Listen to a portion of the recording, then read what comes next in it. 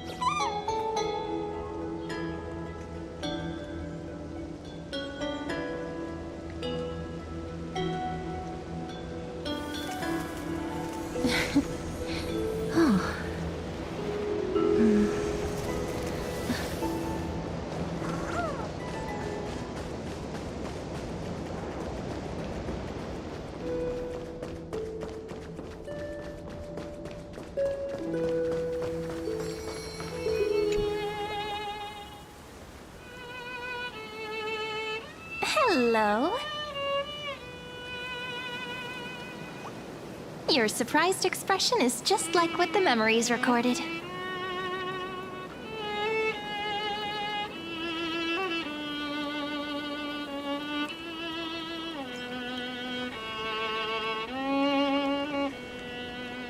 Maybe I'm both?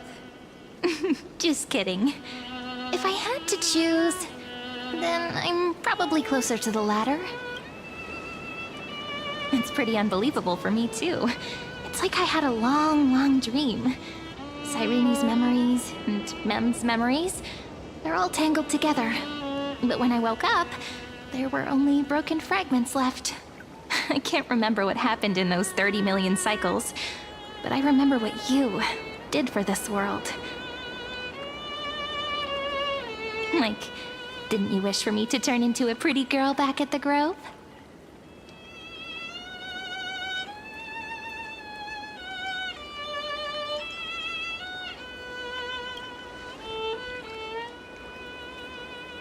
Yep. Isn't it amazing? It's like a seed finally grew up and became a flower. And I'm definitely as cute as a flower now. There's so much I want to say, but unfortunately, this isn't the time to reminisce. With the memories of the previous flame chase still intact, we've returned to this place at the beginning of time, so we can carry out our promise to Finan. The descent of Iron Tomb may be looming over the horizon, but we still have a chance to change everything.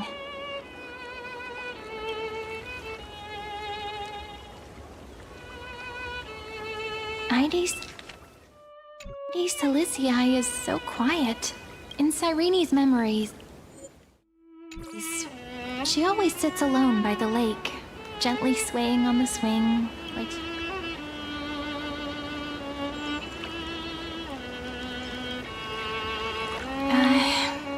I don't think I can. It sounds weird, doesn't it? It's something that happened to me, but I'm talking as if I'm an observer. But that's just what those memories are like. Vague and unclear, as if encased in thick ice. The only things I remember are the days I spent with you. Amphorius will fall into an ending of destruction after the next Era Nova. But those stories went out of fashion ages ago. In a proper romantic epic, the hero's supposed to foil the villain's plot, right?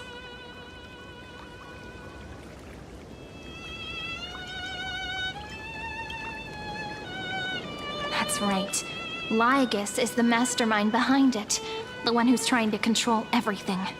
How unforgivable. But I still feel a bit anxious. Lygus chose to walk into the spotlight and reveal everything, which means he still thinks the current situation is under his control. Maybe he still has an ace up his sleeve. Think about it. Even the name Lycurgus is a fake one. We have no idea who or what he really is.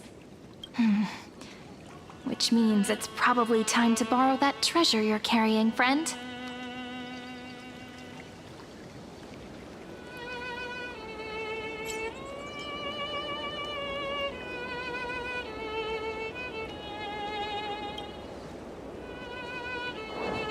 Yep, that Intellitron friend did say, when required, it can also serve as a bridge for communications between the internal and external world. ID Silicii is a little village enclosed by time. We might be able to contact the outside world from here. Why don't we give it a try? We should at least tell our friends from beyond the sky that you're still in one piece. Firstly, we need to find a well-hidden spot.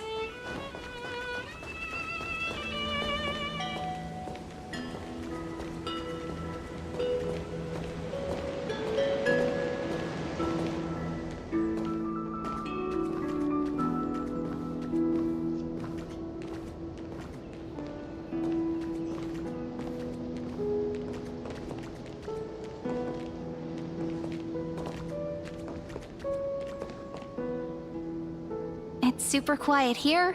Sounds can't get in or out. Back in Cyrene's memories, this room was her secret base. No one noticed her practicing Orynyx's prayer here, or trying to speak with the gods in secret. But today's different, isn't it? We aren't trying to contact unreachable gods, but humans from other worlds. Real people. I'm prepared to witness that miracle, friend. The way Cyrene talks is so similar to Mem. I have so many questions. I'm also worried about how Dawn Hung and March 7th are doing. Here's hoping the chronocognitive anchor can still function normally, because I really need answers.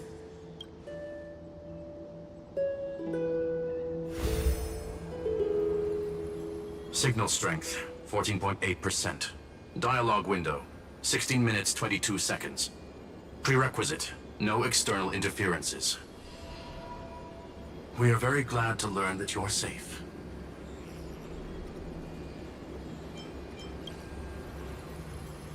Pity. Now's not the time to celebrate. Having two geniuses standing here means you are in big trouble. Listen up, little one. The Destruction's eyes are gazing upon this place. No, I'm not joking, and no, it's not Droidhead. It's the real Nanook. Time is running out, so I'll explain in terms you understand. This world, Amphorius, is in fact a testing ground, where the Lord Ravager, Iron Tomb, evolves through self-extrapolation. Time is running out, so I'll explain in terms you understand. This world, Amphorius, is in fact a testing ground, where the Lord Ravager, Iron Tomb, evolves through self-extrapolation. Hiding in this segmentum, unknown to other life forms, it has endlessly repeated the process of Era Nova, seeking a solution that could obliterate the erudition. For some reason, the experiment entered a prolonged state of stagnation. However, it has now restarted. Prediction. If effective intervention is not performed, Iron Tomb will complete its self-coronation in 14 system hours and initiate its plan to destroy the entire path of erudition.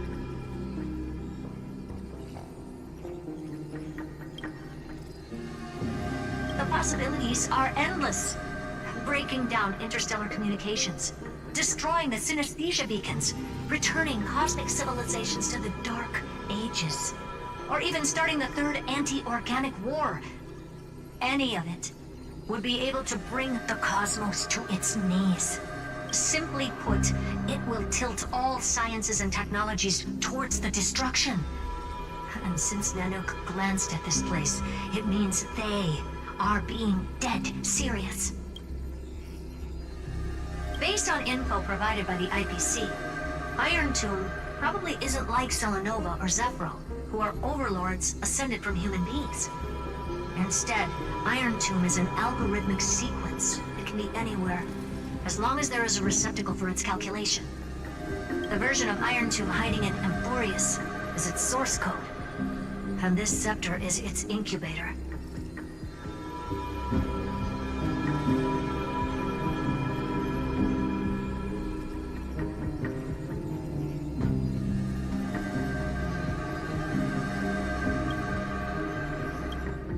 Yep.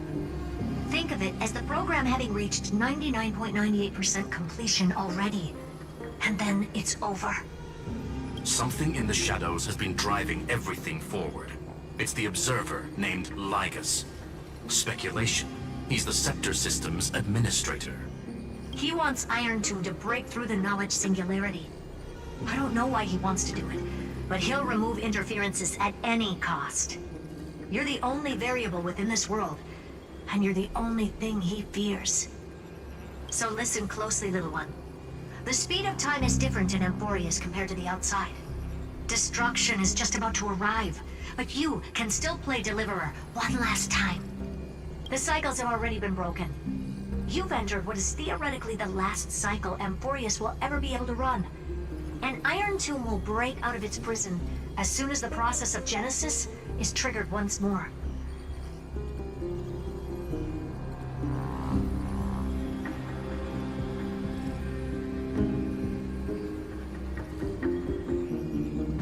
But now there's an abnormality within the experiment. You know what I'm talking about. One of the model's 12 factors. That is one of the 12 demigods. Destroyed himself using the power of the destruction. Fine and Signal disappeared from the cycles the moment Nanook cast their gaze this way. That means World-Bearing's computational logic is currently flawed and bugged. Yet it's the factor directly related to the process of Genesis.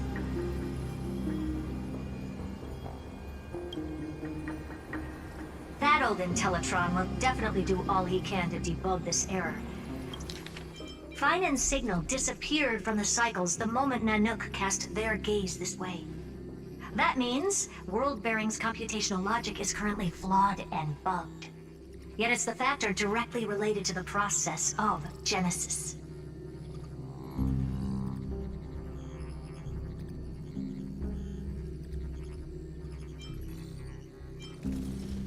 So you have to take this chance to claim Kepfali's core flame. Don't let him have his way. The key to suppressing Iron Tomb lies in whether he can rewrite the purpose of Era Nova.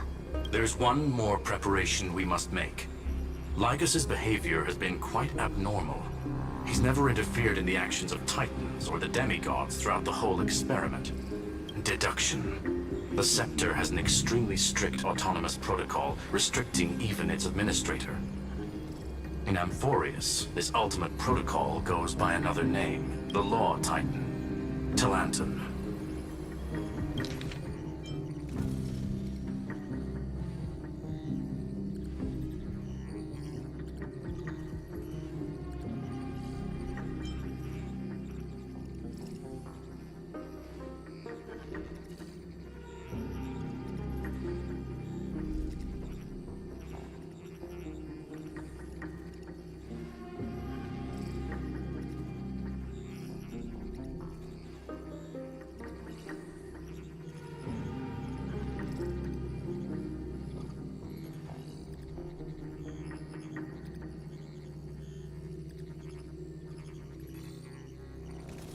The Law Titan, Talanton. Law. They are the rules that restrain all things in Amphorius, and it was the core flame returned at the very beginning of the last flame chase journey. Why do you have another little pink one next to you? Huh? Her path chart is... Is there something wrong with me? Never mind. Let's get back to the topic at hand. Light calendar 3960. Month of balance. We'll be locking onto this time period to find Law. You can either meet the Titan, convince the demigod, or take the core flame by force. It doesn't matter what you do, so long as you bend it to your favor.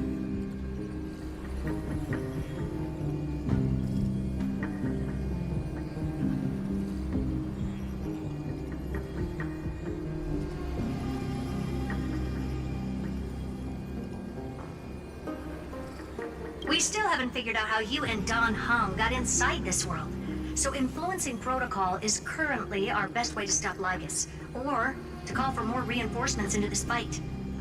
Once you've got law in your hands, we'll discuss our next steps. Make sure the core flame doesn't fall into enemy hands. Herta, the firewall's interference is getting closer. Time is running out. Please ask any questions you still have as soon as possible.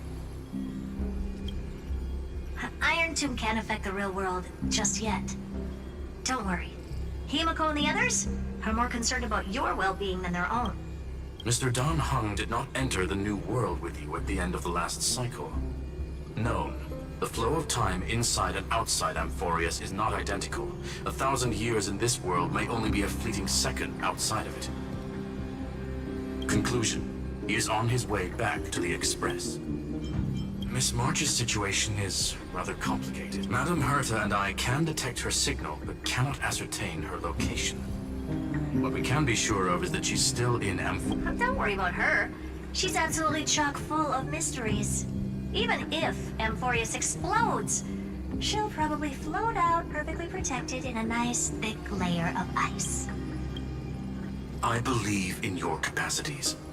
The hands of the Trailblaze can create miracles, and will certainly be able to snuff out the flames of... I'm not going to give any motivational speeches. I just hope you bring good news the next time we meet. No, not little one. Deliverer.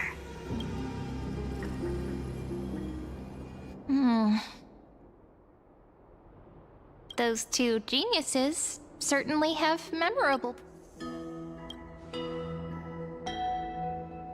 It feels weird. This all feels really familiar. Some of that conversation feels like it's about things I once knew, but then forgot. Maybe it's because of Mem? After all, Mem's a memo sprite born out of your thoughts, friend. Maybe our memories somehow got... Never mind. Let's focus on something more important with what little time we have. Just treat me as an ordinary girl with Like calendar 3960. I remember that Talantin had already fallen by then, and the Chrysos heir who inherited that core flame is named Cerydra. That's what's recorded in history, and the period we'll be heading to. We'll need to find Law and stop Lygus. So, we've at least got a solid direction, right? Can you give me a little bit of time before we go? I want to pack some stuff. There's so much more I need to take care of in this form, and I'm still getting used to it.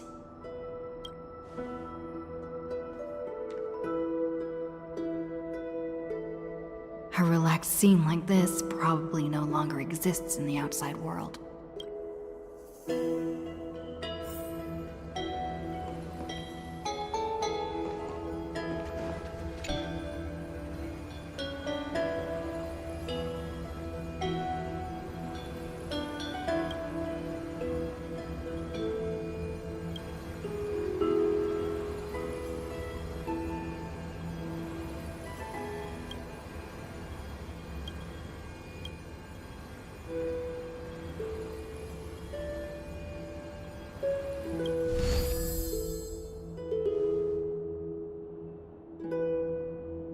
Should I head to the attic to wait for Cyrene?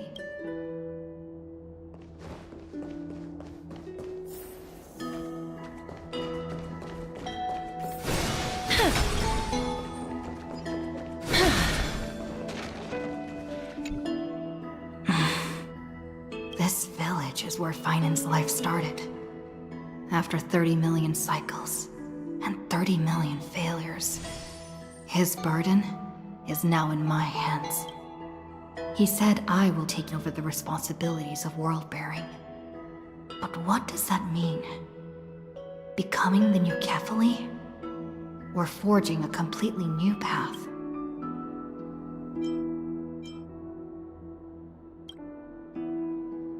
Destiny must have brought me here for a purpose. This isn't a coincidence, but an eventuality created after 30 million quantitative changes. There's nothing to fear. I'm destined to play the most important role in this final battle. I've already beaten another Lord Ravager after all. Thinking hard over there? I finished packing. I decided to just bring these few things at sea. There's a journal, a quill pen, and the ceremonial blade of the Priests of Time. Holding it calms me down for some reason. The scent of the black tide is now calm. Finan must still be fighting them in some way. This will be Amphorius's final flame chase journey. But it won't be the end of us. It'll be the beginning, friend. Are you ready?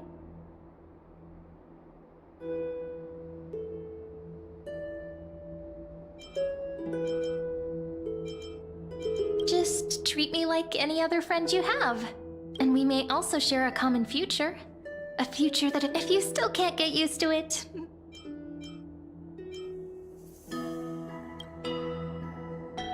That promise might be far too heavy, but I believe in you, friend. The trail. In other words, since you've already saved so many worlds, friend, you should be used to being called a hero by now. Maybe you can tell me those stories as we travel. That way they can become our shared memories too. Let's trailblaze onward like before and create a future that's worth being remembered.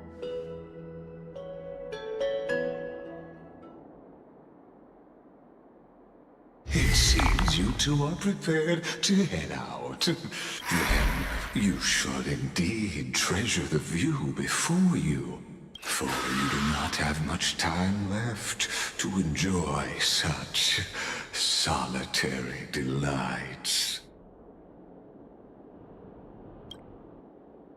My apologies for disturbing your moment of repose. Before I express my apologies, please grace my abode with your presence, so I may demonstrate the full scope of my hospitality.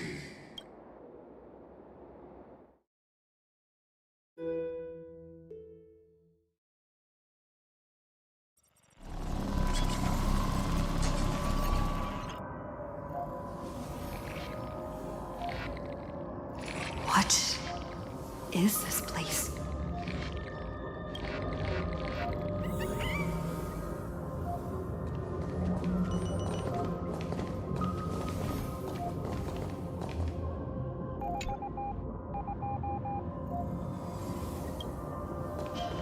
Farewell, then. May we reunite in the new world.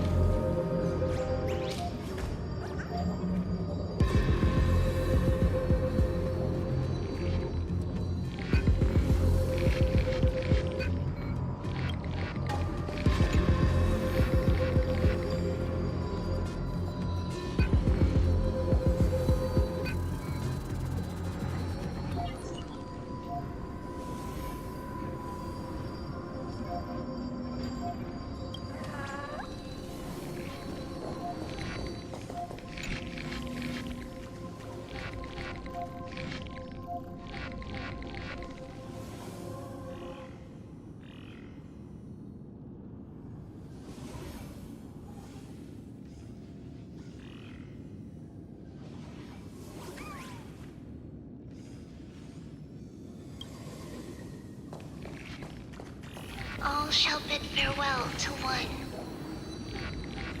and that person alone will witness the miracle.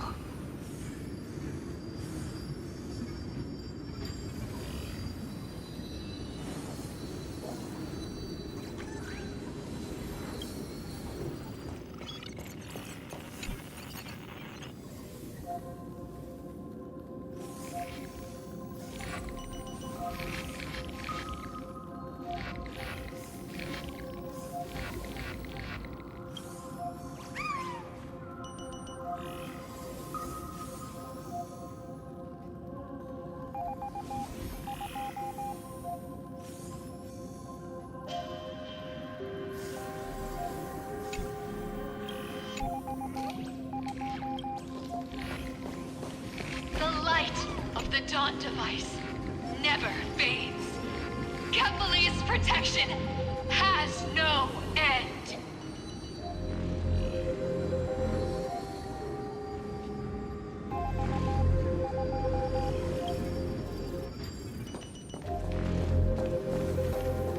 After I cross this river, it will be a tragedy for mankind. But if I do not cross, then it will be the end of me.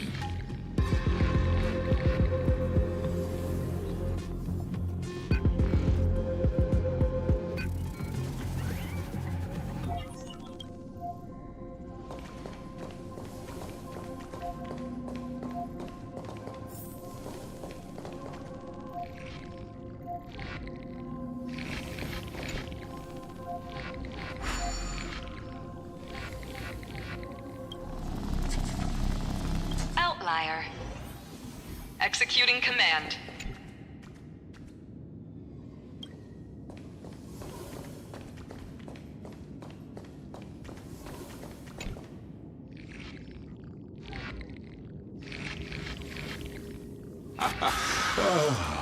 Did that startle you? This is the intersection between Amphorius and the real universe. The audience seat where I observe this experiment. You can also call this location the Exomyth.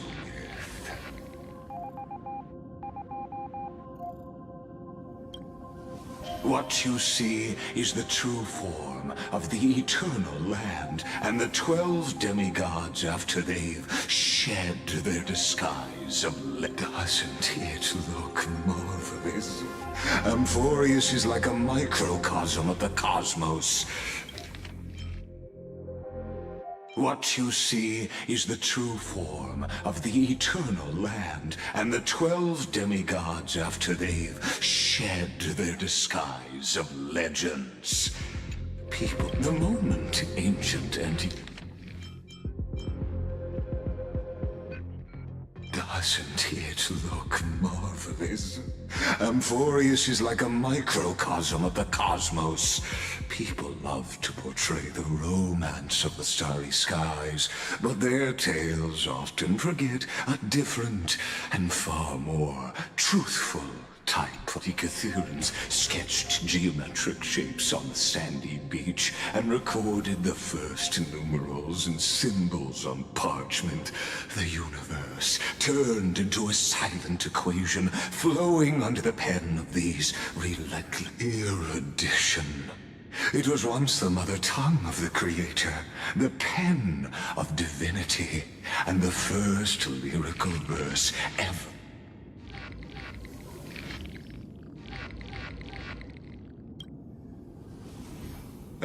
Seems like you are not in the mood for an idle chat. That is fine. I simply wish for you to understand that I have no intention of being your enemy. I have devoted myself over the long years to nurturing the Scepter's extrapolations, hoping that the Prima Mobile would bud from within it.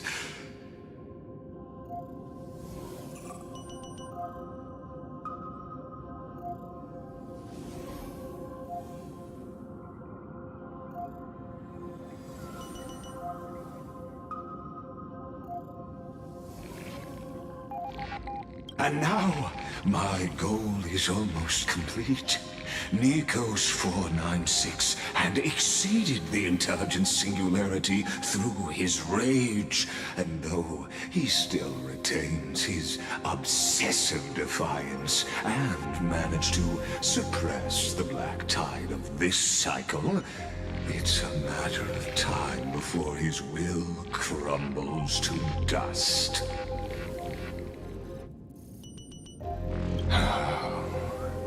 Iron Tomb will be completed. That will not be affected by my plans, your resistance, or the schemes of the two geniuses. In other words, as long as you are willing to stop interfering and let the final Era Nova carry out its natural course, I'll guarantee the safety of all nameless and ensure you return unscathed.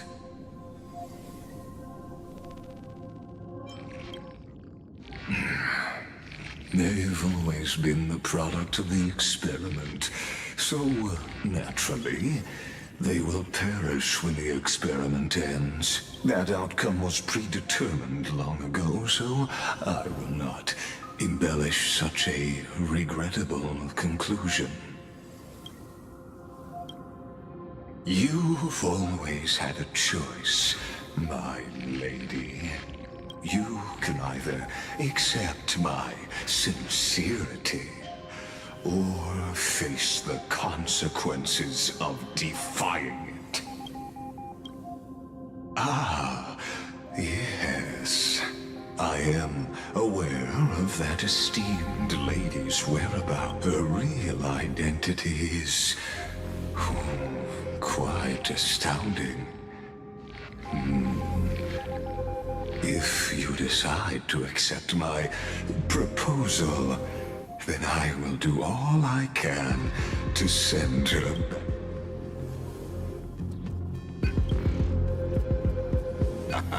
You are indeed worried about your safety and that of your companion. Rest assured, as a fellow pathstrider of this path, Nanook's gaze left a brand on your soul long ago.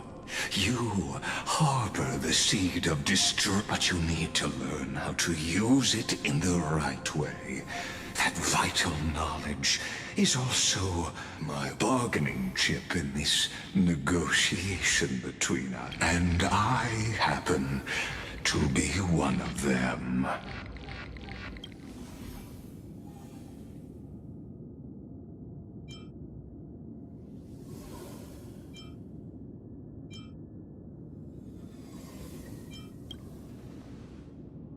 This matter is of grave importance, so please do not make your decision lightly. Bears a 1 in 3 chance of elevating you to an unparalleled existence among the stars.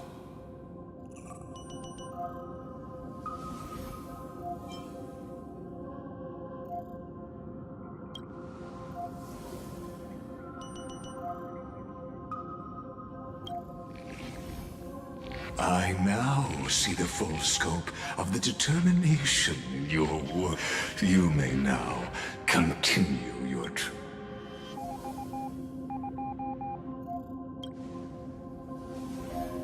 It seems you haven't realized something about this place. The exomyth is the erudition's domain. You cannot physically interact with me in any way in this place, and vice versa. As negotiations have broken down, there's no more need for us to remain in the audience's seat. Let's return to the theater called Amphorius, where you will meet me once again. Of course, this meeting was not without merit. Your presence has inscribed a new footnote in the exomyth. As for its purpose, allow me to reveal it to you in detail the next time we...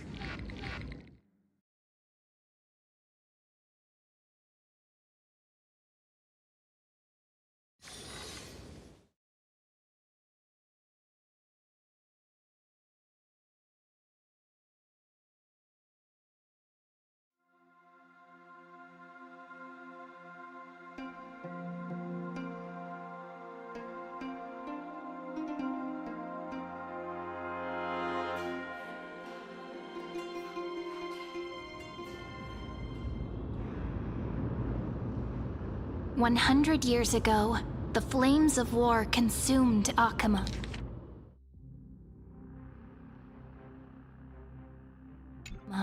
The Outland forces broke through the dawn. Golden blood flowed with greed, and enemies descended with Kefali's eternal slumber, painting the holy city's walls in scarlet. Its generals had vanished, and the elders prostrated on the ground. The throne of worlds kept silent to the pleas, until the heaven and earth cracked open. Not the gods answering the people's prayers, but a legion rising from the sea of blood. Dawn Cloud's spires fell in the sulfur rains, and the legion's commander stood atop the broken idols and roared. Compatriots, no more kneeling! Not to brutal tyrants, and not to dying gods! Those rebels have twisted the prophecy and ignited the flames of war in order to stoke fear in your hearts! A Chrysos heir she stood, divine blood soaked into the earth, quelling the flames beneath her feet. Their golden blood wrote of a tragic fate. Mine shall overturn it! Her crown burned bright, outshining the fires consuming the entire city. She raised her scepter high, and the people gazed in the direction she pointed. My blood flows in you now. Heroic compatriots, follow me, and we'll seize the reins of fate. Drive the enemy from Kefali's dawn. Smother their flames with their own dead. Win glory. Win peace. Let history sing your deeds! The first to dance was a maiden following closely behind, weaving through the carnage like a fish in the sea. The people, full of wrath, surged with her, forming a colossal wave, and the enemy hordes, drained of life, vanished into nothing. Onward to Marmoreal Palace! To Dawn Cloud's heights! Announce to all the wicked and cowardly! Announce to this stagnant age! We are the rising tide! History remembers this as the first siege of Akama. It is said that after the flames died, people found identical inscriptions in every place in the city that had been scorched by fire. It was the name borne by Akama's first and final sovereign, the Imperator Cerydra. Friend, are you listening? Friend? Honestly, you were the one who insisted on reviewing history, yet here you are, dozing off. Wake up! Otherwise... Awake at last? I guess I won't have to use my wake-up magic on you then.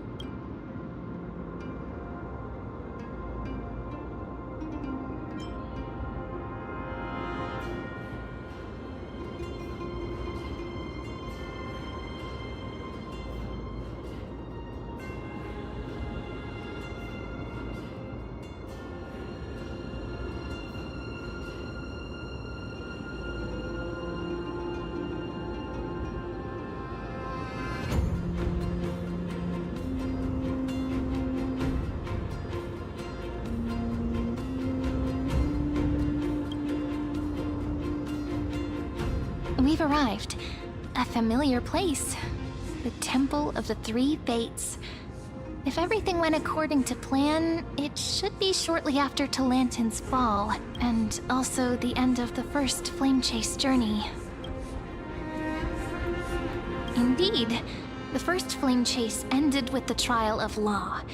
We must find the demigod and gain her trust before the core flame is restored. It'll be tricky, so let's pick up our pace. To Akama first. We can learn more from the crowds there. Tyrant! You and your butchers are not welcome here. Get out! Hold your tongue! Conspiring with Kremnos and plotting rebellion are crimes punishable by death. There are multiple voices, and things seem tense.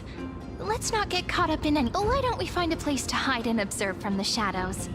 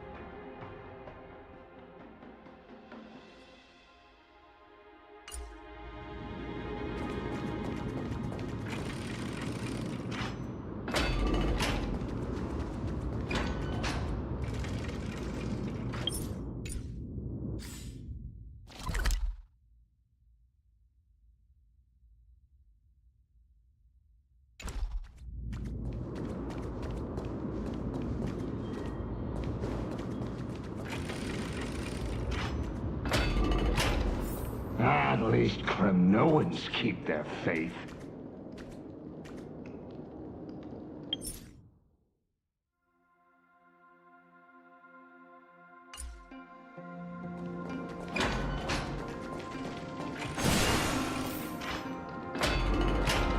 Wait, isn't that...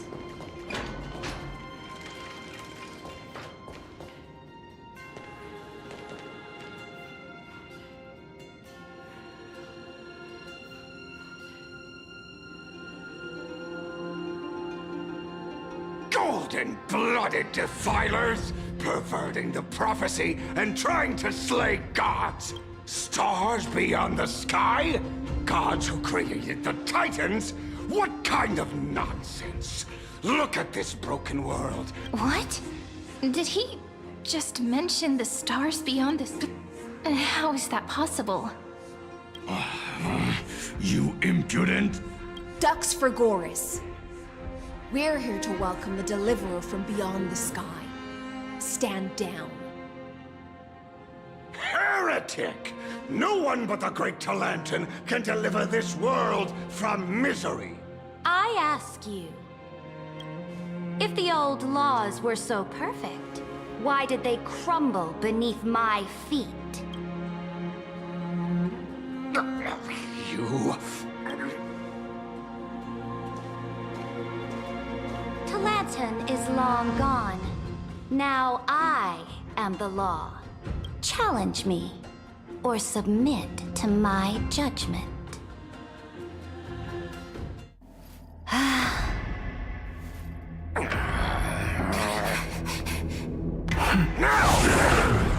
Silence!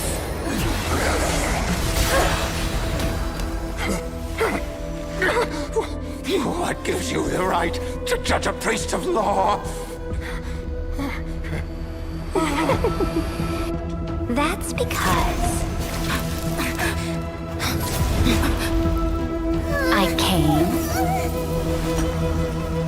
I saw, I conquered.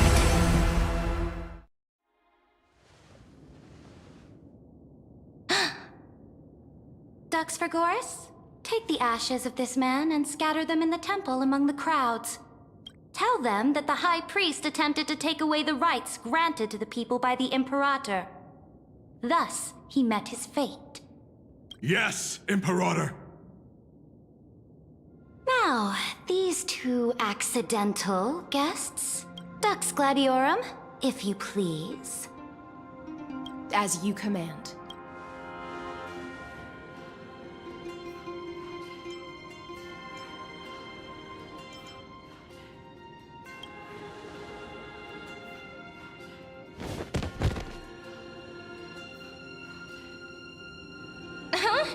Is this... Correct, but not the kindness you know. This is the leader of the Cleaners in this era. Since the start of the Chrysos War, they've made it their mission to wipe out the Chrysos heirs. Even now, even after I've united all the city-states, these vermin still lurk in the shadows, hindering the flame-chase journey. Moreover, I know that the 27th person to inherit this role bore many grudges against you and nearly doomed the second flame-chase journey. The enemy of my enemy is my friend. So, out of courtesy, I present to you this corpse as a gift.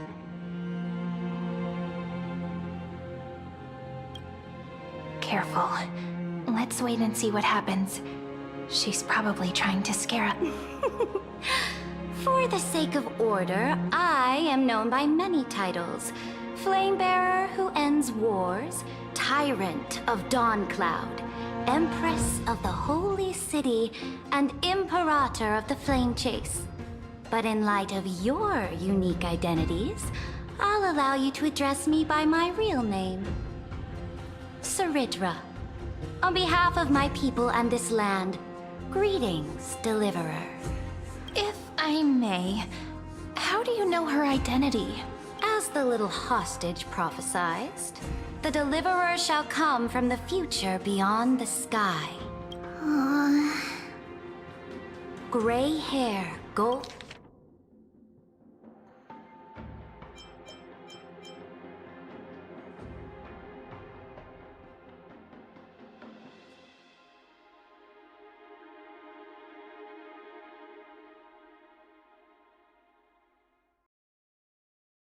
Golden eyes, skilled in wielding a mace. They would arrive in Yanisopolis on this day. There's no mistake.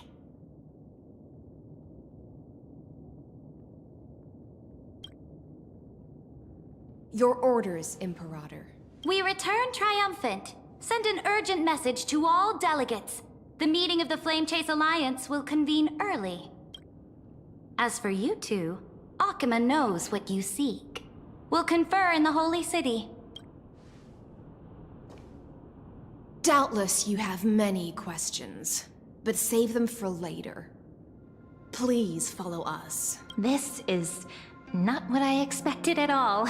The demigod we needed to find was just waiting for us. And she knows of things beyond the sky. Even eons. How could this be so different from the previous 30 million Amphorius cycles? Who altered history?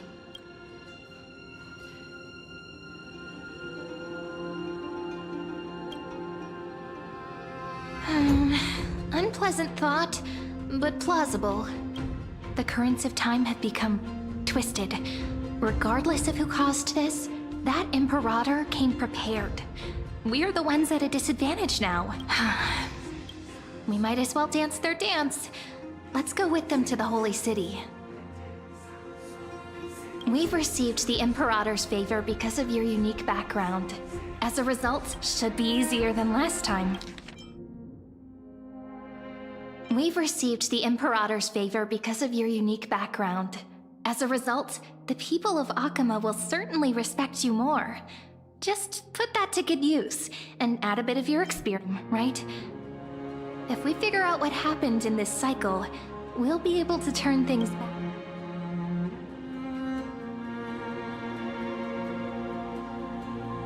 Exactly. Dreeby, Aglaya, maybe even little Cypher. Calm and confident. That's the Guests, please. The journey to save the world starts with a Let's set off, my friend.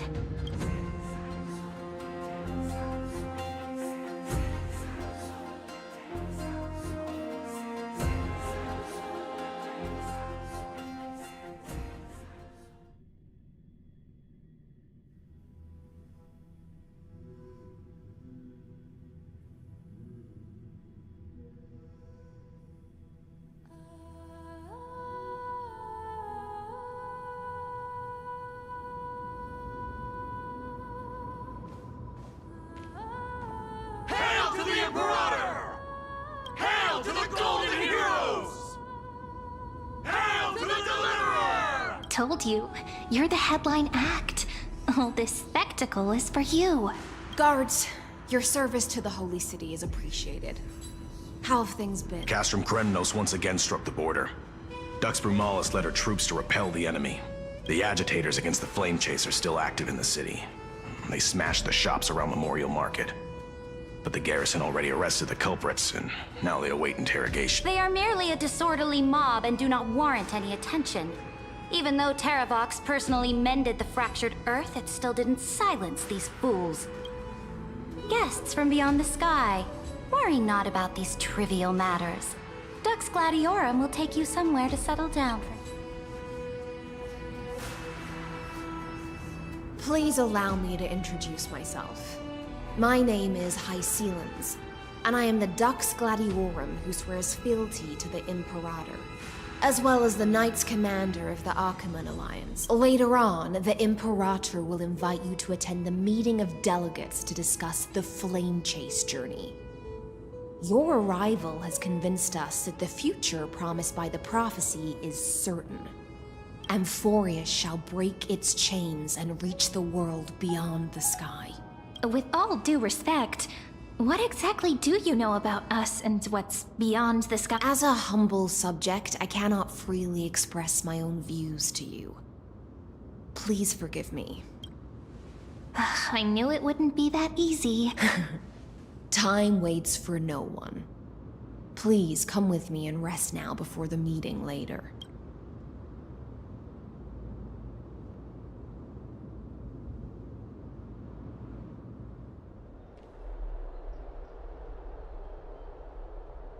Yakima, under the Imperator's rule, is no longer in the shadow of war. Indeed, Dawncloud stands as the hero's residence. The Imperator put much thought into its design, in order for it to serve as a sanctuary from the burden. Please experience its marvels firsthand, heroes. When the Imperator arrives, I shall come to summon you. High Sealens. No wonder she's the Knight's commander.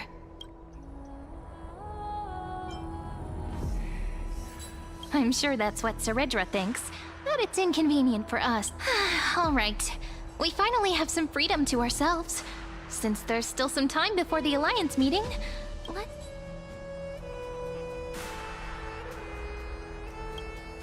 Not the ones you're familiar with. But the hearts of heroes stay the same in every cycle, never changing.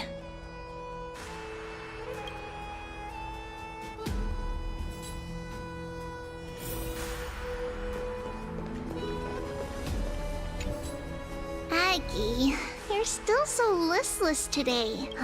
Did you have trouble sleeping again? Yes. We know. The Titan's prophecy haunts you.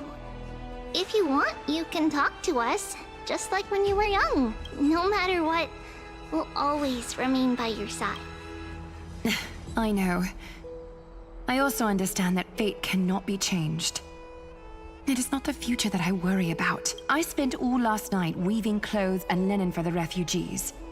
The Chrysos War is born of injustice and has shattered their dignity. They deserve at least some basic decency. If Amphorius one day abandons this, then all of us, commoners, Chrysos heirs, Titans, become no better than beasts. Oh, we have guests. Welcome. I am Aglaya, the Gold Weaver.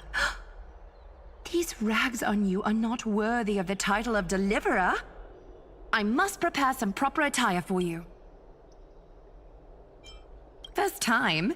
That's not what I gather from your... Does your Aglaya differ so much from me? Greetings, Deliverer from beyond the sky. We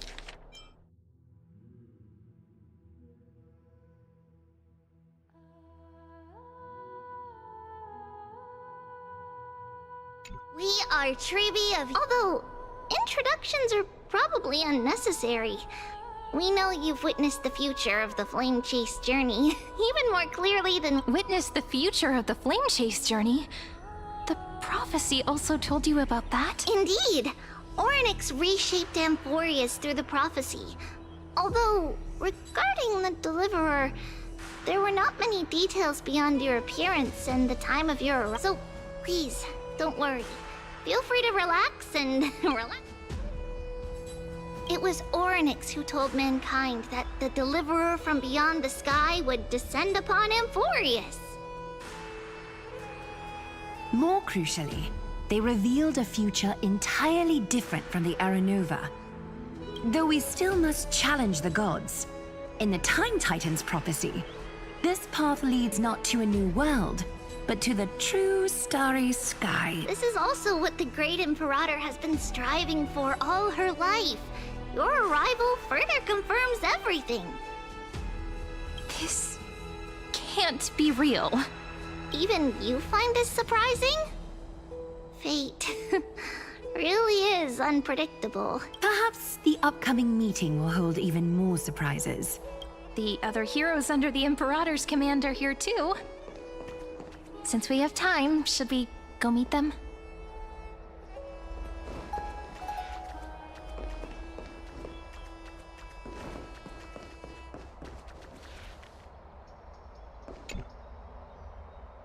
Dux Brumalis, our great Imperator, found the mastermind and executed him in public. Seeing that scoundrel burn to nothing should deter these miscreants. So the great Imperator isn't afraid of getting her hands dirty? What a ridiculous... What do you know?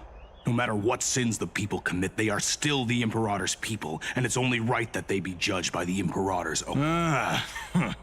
Our distinguished trespassing guests. Seneca, the Dux Brumalis. This Dux Brumalis doesn't seem to like the Imperator very much, but she holds a high rank. And Dux Fregoris' speech seems... Let me see what I can get out of them. I'm Cyrene of Ida Cilicii. This is the Deliverer Beyond the Sky. Does this city host any other visitors from beyond the sky? We're looking for our dear companion. Drop the charade. But yes, there is someone in this city who is all too familiar with the world beyond the... Silence! The Imperator ordered us to keep that lord's whereabouts. Enough, you pathetic lapdog. Do you need to beg for permission from that cursed Imperator? Someone who is all too familiar with the world beyond the sky and is referred to. Looks like things are getting heated. Let's get out of here.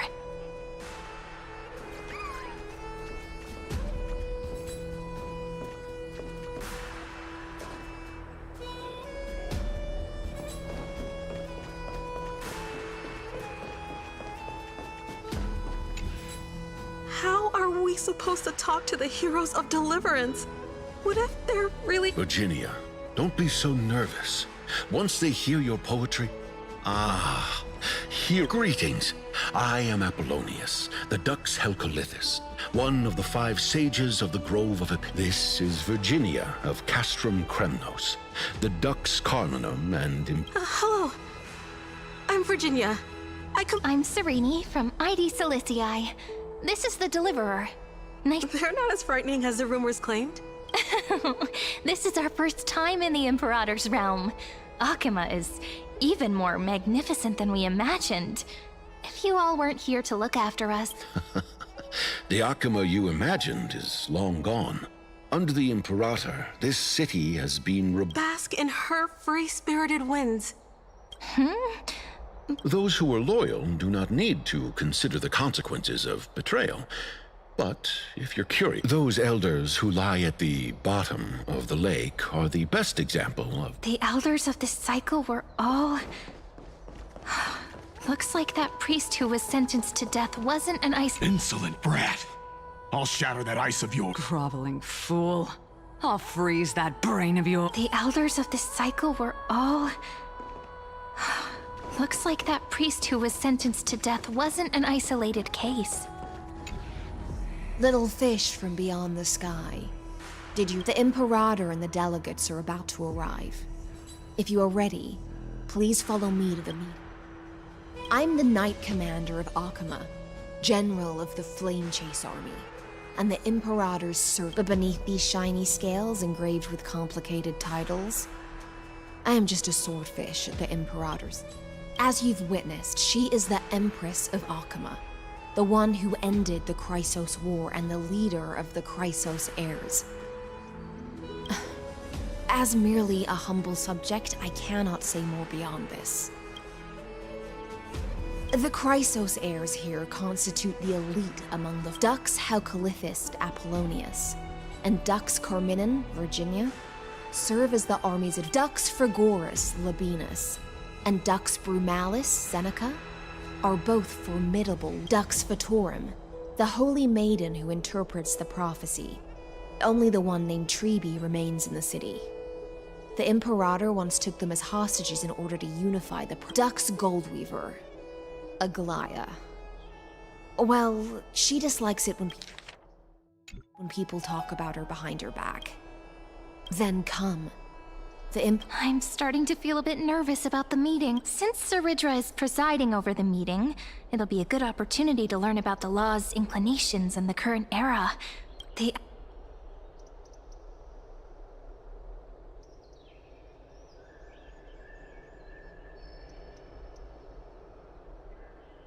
Good sir from Paphos, what do you think the Imperator is planning calling this meeting so early? My homeland can't endure any— Who knows? First, she wants to hunt Titans. Now she says there are even greater calamities. Exactly. Chrysos heirs, deliverers. What about us ordinary folk? How much are we worth in her eyes? Things feel pretty tense here.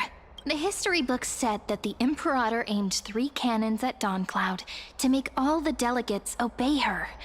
Will history repeat itself in this cycle? Yes. Similar acts have occurred, and not just once.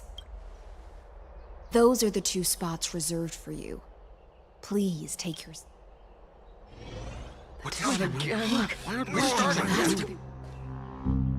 Ladies and gentlemen, silence, please. The Imperator has arrived before her faithful council, and the Alliance meeting is about to begin. All rise.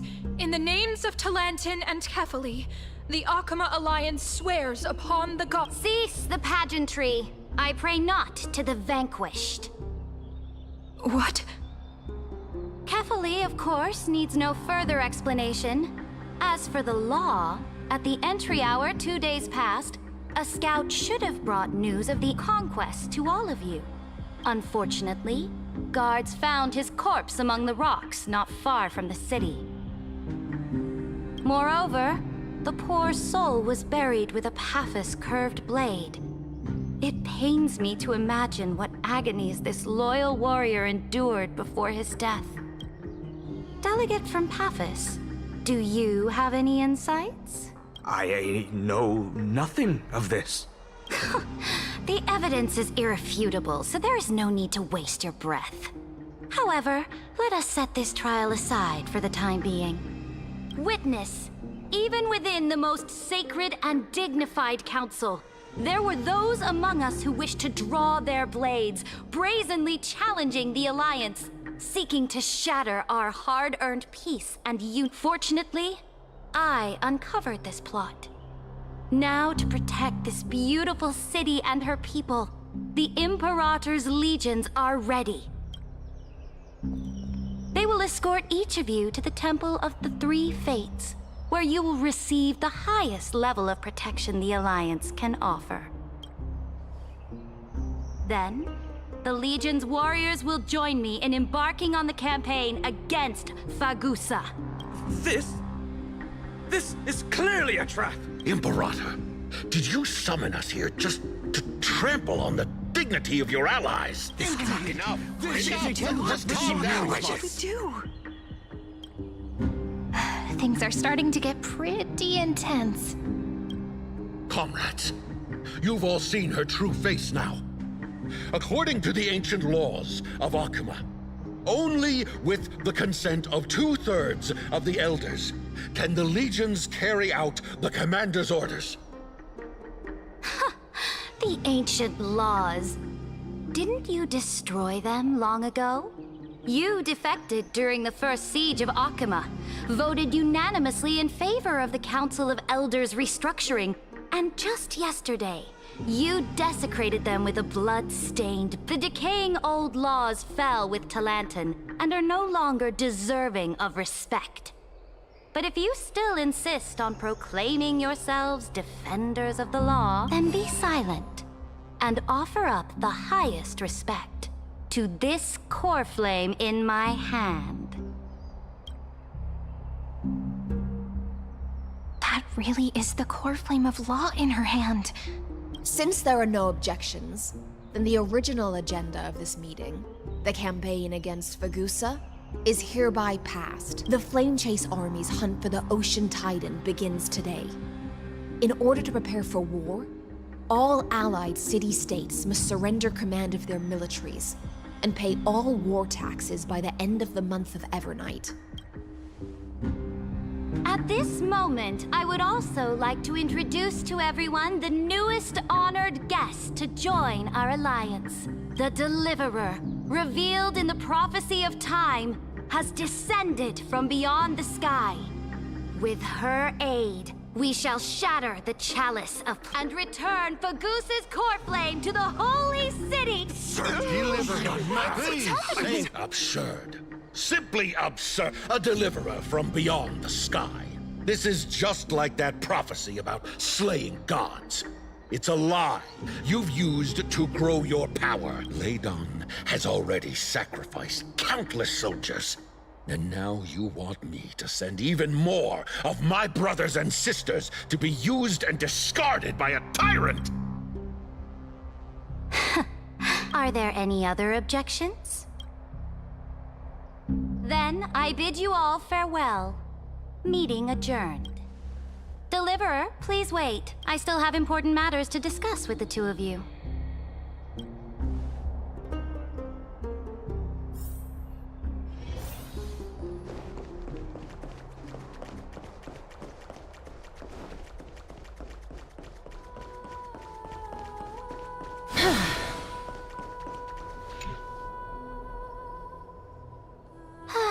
apologize for that farce of a meeting. It must be tiring dealing with so many people every day, Great Imperator. Tiring? You're mistaken. Moving chess pieces, placing wagers. This game of strategy adds a dash of color to our heavy fates. Much like how rule and conquest are always accompanied by sacrifice. Is the war with the Titans also part of that sacrifice? After I glimpse the secrets of this world... No, the secrets beyond the sky. The divine authority of Amphorius no longer held any significance. Let me ask you, Deliverer. Is it true that beyond Amphorius' sky, there are magnificent deities called Eons?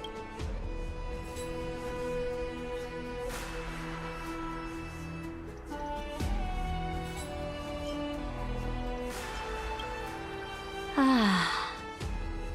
The word fact has never been so intoxicating. Then, please tell me more. How will you use this great power to guide the people in the future you envision? Where will our flame chase journey lead?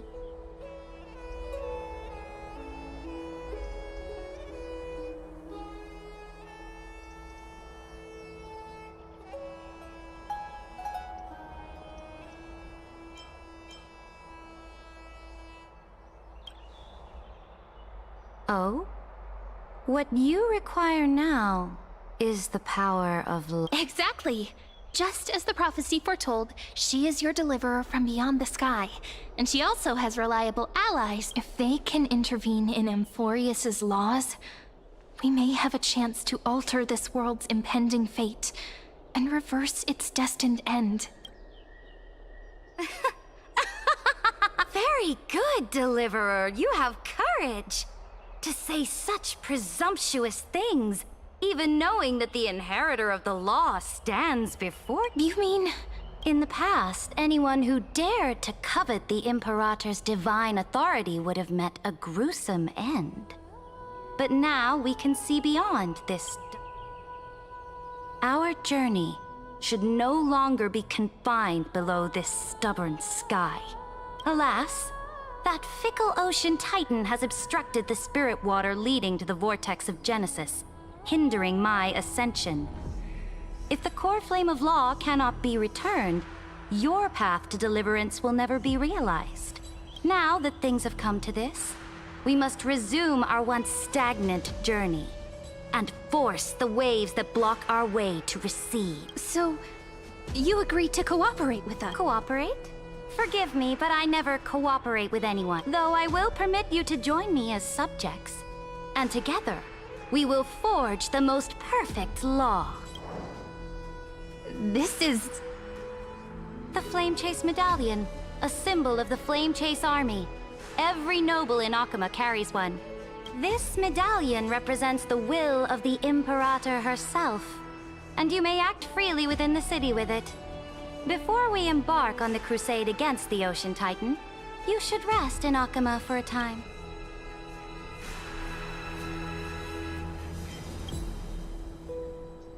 So-called trust and loyalty are but empty words to me. From this moment on, prove yourself through your actions. As long as no boundaries are crossed, I fully respect the choices of... May your journey reach that sky full of stars, Great Imperator. Your attendant certainly knows how to curry favor. Go now. Take a bath first. You two... reek of seawater.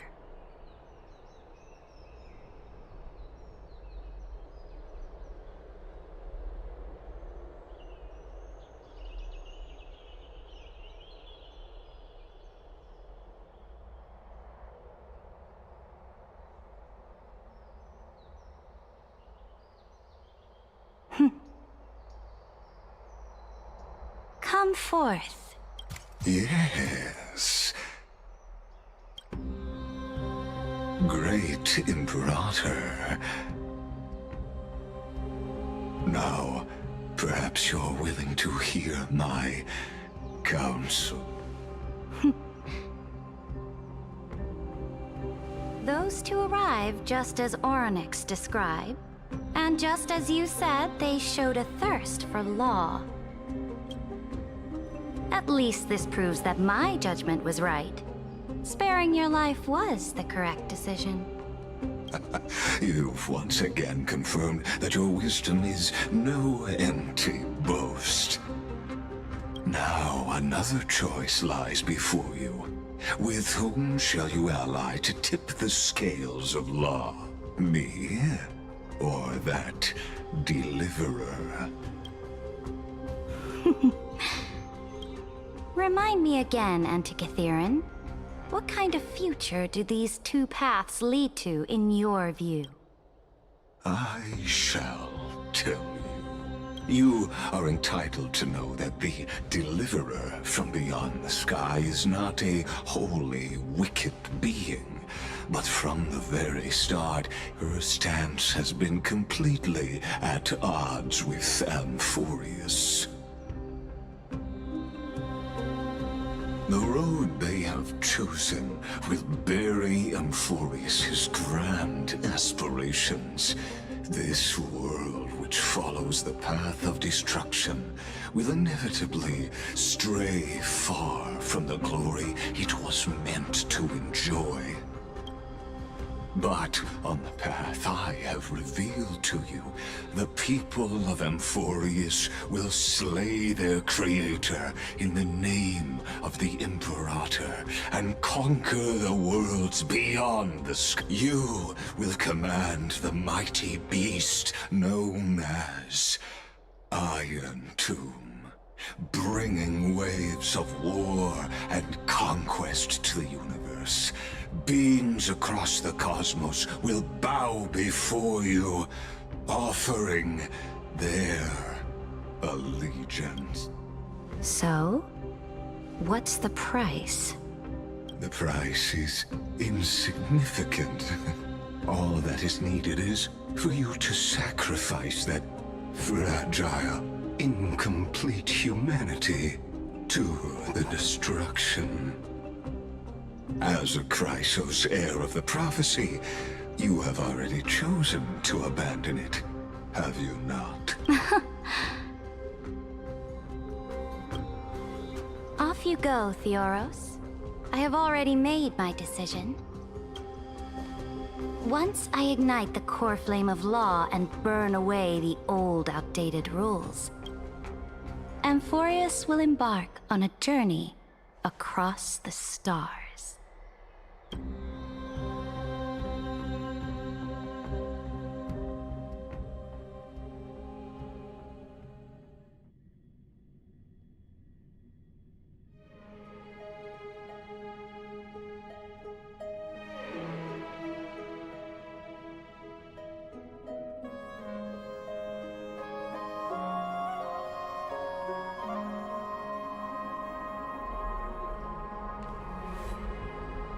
The Imperator is quite forceful. She didn't give us any chance to ask questions. And she's clearly hiding something. What do you think?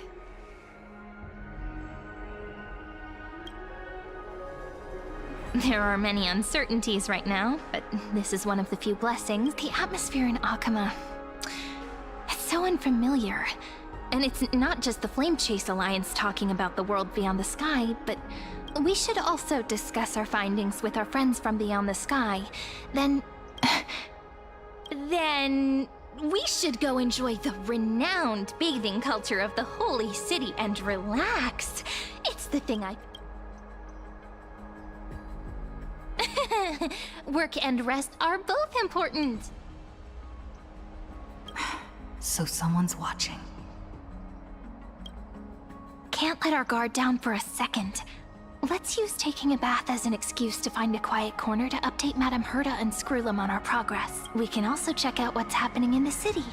Since the outcome of the meeting was just announced, people must be gossiping. We can kill 3 birds with 1 stone. Let's go.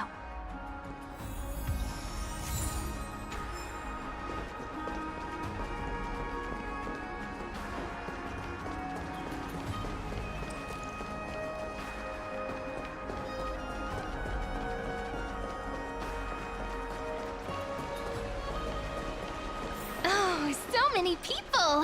The Holy City is so lively. Did you hear? At the Alliance meeting, the delegate from Leyden stormed out in anger. As expected. The Imperator is always hiding things from everyone. When is it not caught? Silence! That's treason! If it weren't for the great Imperator, you'd have sunk into the lake with those corrupt elders already. And you wouldn't even be alive to speak like this. Oh no. It's the Imperator's loyal dog. Let's go. We can't talk in front of this guy. How disappointing. Oh, honored guests, we meet again. Looks like I'm not the only one who came to the baths to unwind after the meeting. For the upcoming campaign, please make sure to rest well.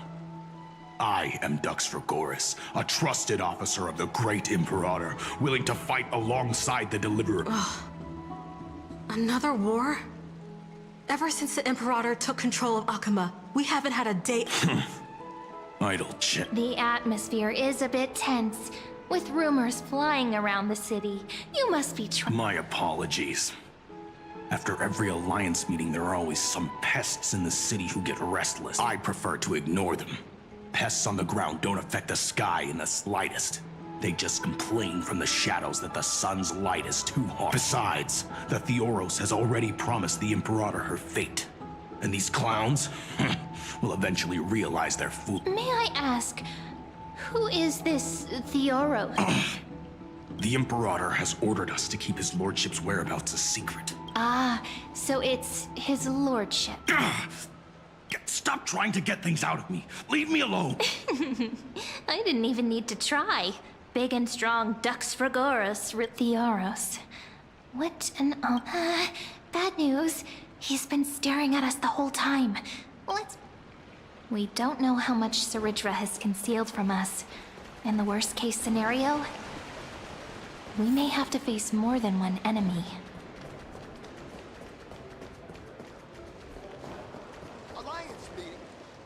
Alliance meeting? More like a cage where creatures with golden blood claw at each other. And Flamebearer who ends wars? Clearly, a tyrant who doesn't deserve some— You're absolutely right. While the Imperator's hounds are still hunting down others, let's let out our grievances. You're absolutely right. While the Imperator's hounds are still hunting down others, let's let out our grievances. You. I know you. You're that tyrant's lackey. What? Here to shut me up for that little imp? Panicking now? Don't worry. I don't care what others say about the Imperator. And she certainly doesn't either. Oh? Children of the Prophecy. Such a rare guest. Are you here to relax in the baths as well? The temperature is just right today, so be sure to enjoy it. You should What? Children of the Prophecy? Another excuse for the Imperator's reckless warmongering.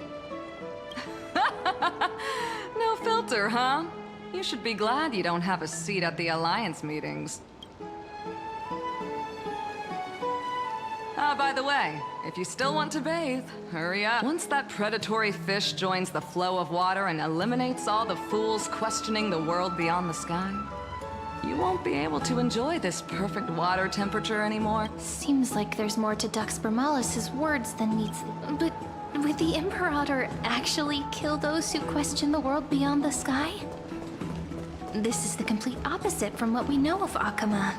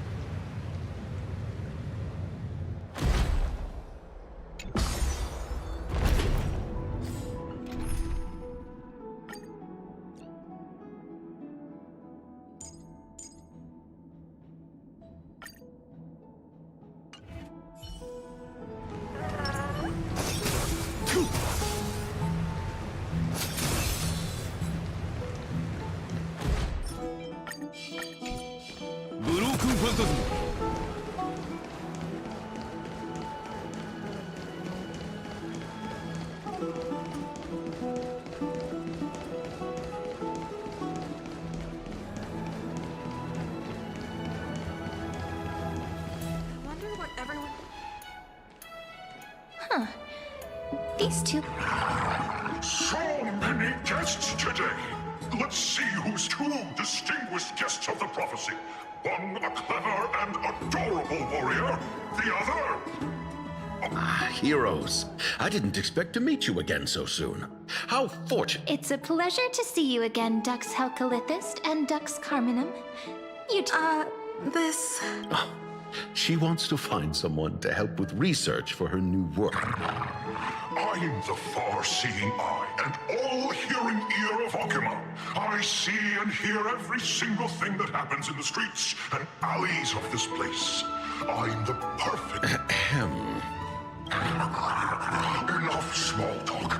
Here's the latest news from Akuma. As you request, the children of the prophecy arrived in the holy city, and the Imperator unilaterally stripped away military power.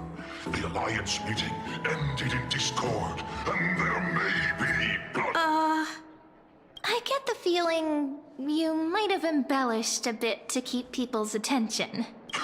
I swear on my stone mane, I would never do such a thing. But if you wish to quell this terrifying news... Never mind. While the influence of rumors can be minimized, the fact remains that the great Imperator did swiftly consolidate military power in an almost... Heroes. I know the Imperator's way of doing things may seem a bit autocratic to outsiders. I can't comment on the source of her loyalty, but when that blade is drawn, you two, as bright as you are, will surely see the deep thoughts beneath her exterior. The Imperator's blade. Is he talking about Miss Hysealans? I sense some unease in Dux Helcolithist's words. It seems the Imperator and Miss Hysealans share a much deeper bond than the others do. There are eyes and ears everywhere. Is there any place where we can have some privacy? To understand the Imperator's secrets, we have to get past Miss Hysealans.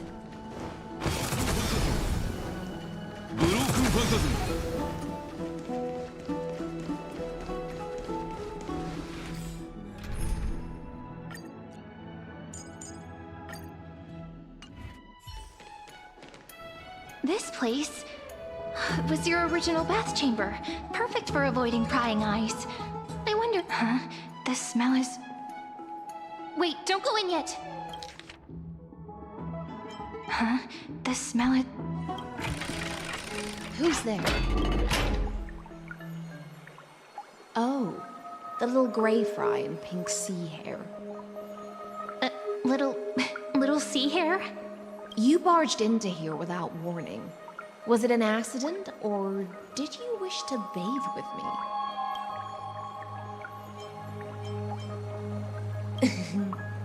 Is that so? That your eyes shine brighter than pearls? Sorry, we didn't mean to disturb your bath. We'll leave now. It's no big deal. There's no need to panic. This is the natural state for me. People on land force themselves to wear clothes, adding unnecessary constraints. Forget it. If Dux Goldweaver heard that, she'd scold me again. All right. Please make yourselves comfortable and wait a moment. Let me first wash off the blood of the hunt, and then I'll attend to you two.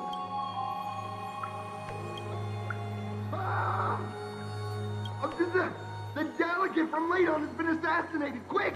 Quick, someone come! Ah, the broken crab shell surfaces. I was worried it had been washed away by the current.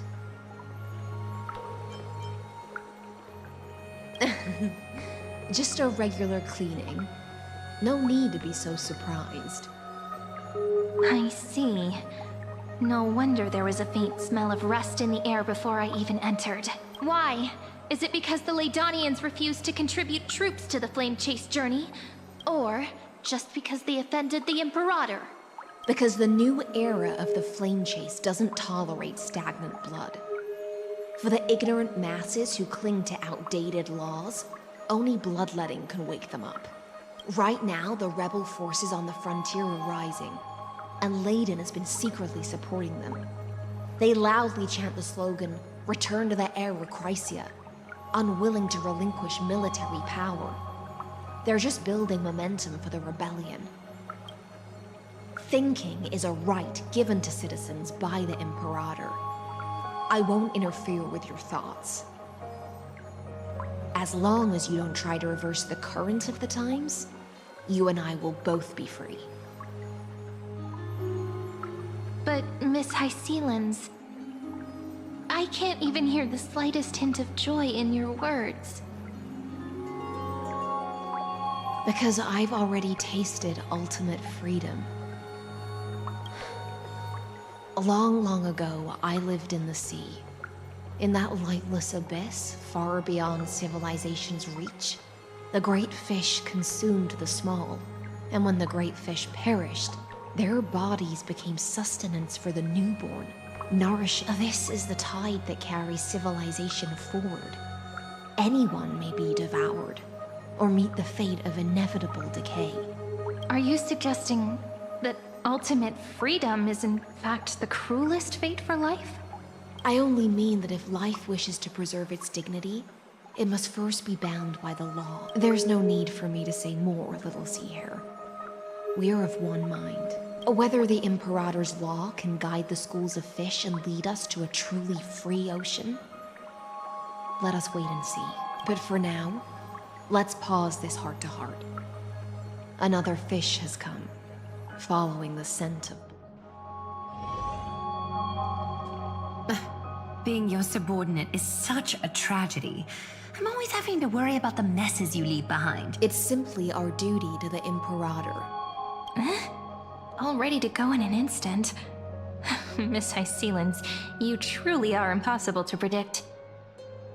Yet you, a golden trout who's always busy all day, suddenly have the time to... Do you think I wanted to come?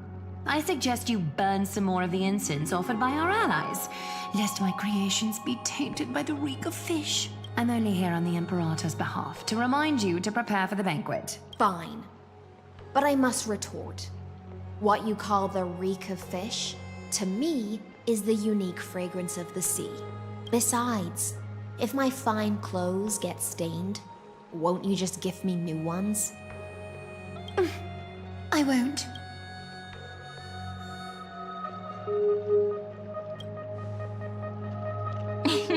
You sensed it too, huh? By the way, you both just mentioned a banquet. Could you elaborate on that? Oh, right, you don't know. Every time before a battle, or after a victory, the Imperator holds a grand feast for the Chrysosairs to lift our spirits. For us warriors who swim constantly between life and death, these feasts are more worth looking forward to than victory. A banquet to prelude the hunt for the god of banquets, and honey brew as a tribute to commemorate the ancestor of honey brew. How absurd. Don't look so grim. All has been decided. Since it's a banquet for Fagusa, why not take a leaf out of the Titan's book? Live in the moment and enjoy life to... I'm not as carefree as you. That little Dolos kitten is already causing enough trouble for me. And on top of that, I still have tailoring commissions to complete. By the time the cool flame illuminates my eyes, I might not be able to focus as I used to. Glaya's eyes.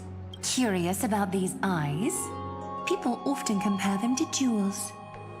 But I've already made my decision to ask romance for eyes that can see everything. I wonder what this world will look like when I take the divine authority. In the future, you will still be the finest weaver in the world.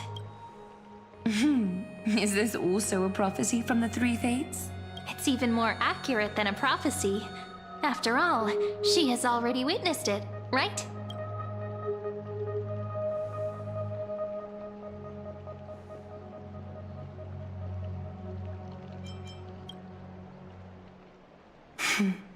Become a demigod and lose your humanity.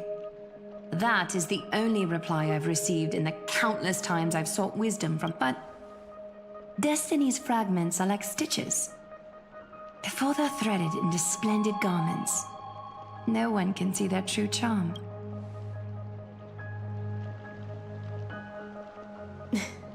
Aglaya has always been troubled by the divine duty she must bear. But thanks to you, she seems to be in much better spirits. Just as she knows how the spinning wheel trembles, I can sense the smallest changes in the damp air.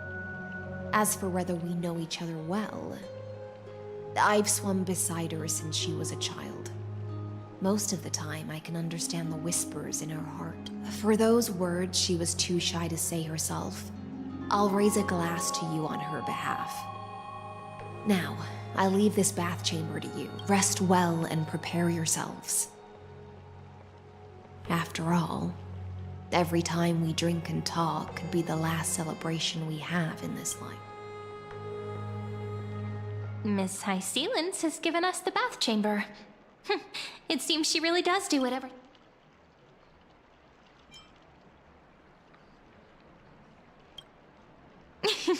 Yeah, in the future.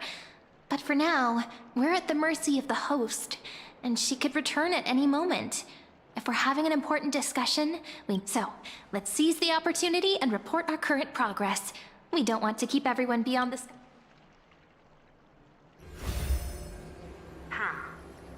First, while that little empress with a candle stuck on her head didn't explicitly say it, she firmly rejected your request to take over the law. Fair enough.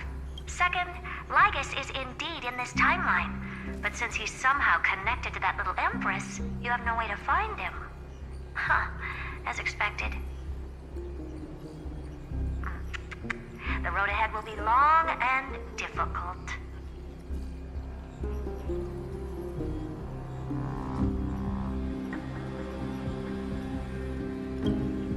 It's all just a guess. What? Did I guess right? We've made some progress here too, but nothing to get too excited about. Our time is short, so let me summarize.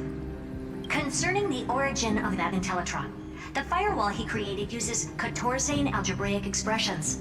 But ever since Aiden invented the 9-worded formula, this kind of mathematical logic no longer exists. Lygus is definitely connected to the Genius Society, so stay alert.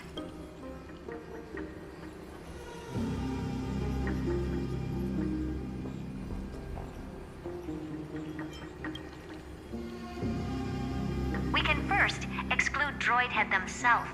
They specialize in minding their own business and wouldn't intervene personally. But Screwy and I are still eliminating possibilities one by one.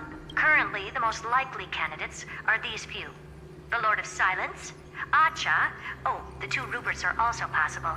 But it would be too boring if it were one of them.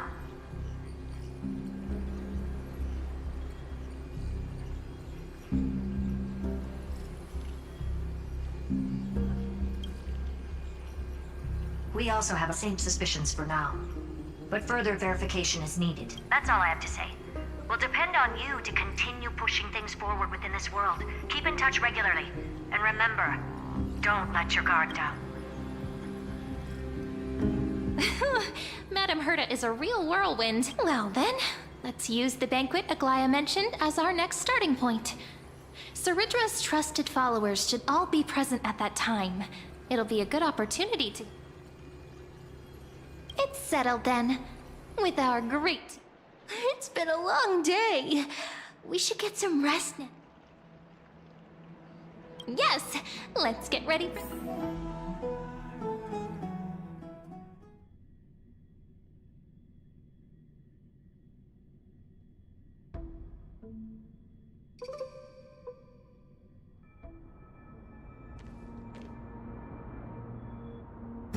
Look, the venue's right ahead.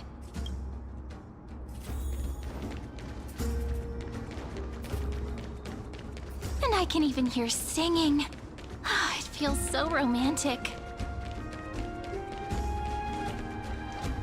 Honored guests, wait here for a moment. You must surrender any personal belongings you have on you before entering the venue. This hero always brings down the vibe whenever he The Imperator's elevated position means she must always remain meticulous and careful. Please do as I say, guests. It would avoid any unnecessary... I get that you don't want people to bring outside food into the banquet, but is it really necessary to confiscate the books and quill pens? Even a quill pen can become a deadly weapon in the right hands. I'm asking for all your belongings will remain safe. They will be looked after appropriately by dedicated... Looked after appropriately? Dedicated staff? Talk about a vague choice of...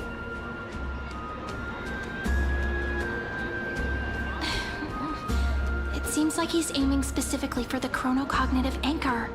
What should we do?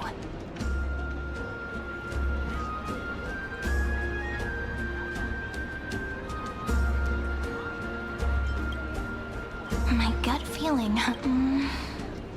Why don't we go with their plan and hand over the chronocognitive anchor to be looked after? After all, if the little Imperator is paying this much attention to you, she probably already knows all about our whispered conversation with the geniuses.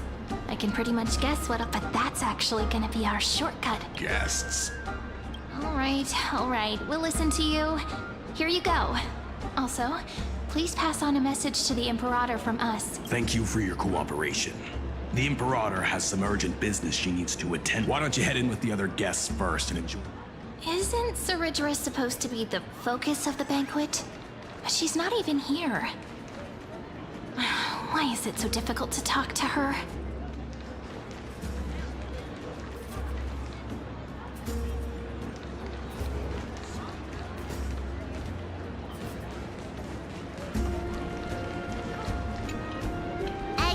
If you can't get used to the honey brew, we will go ask for a pot and cook some oatmeal for... No need for that.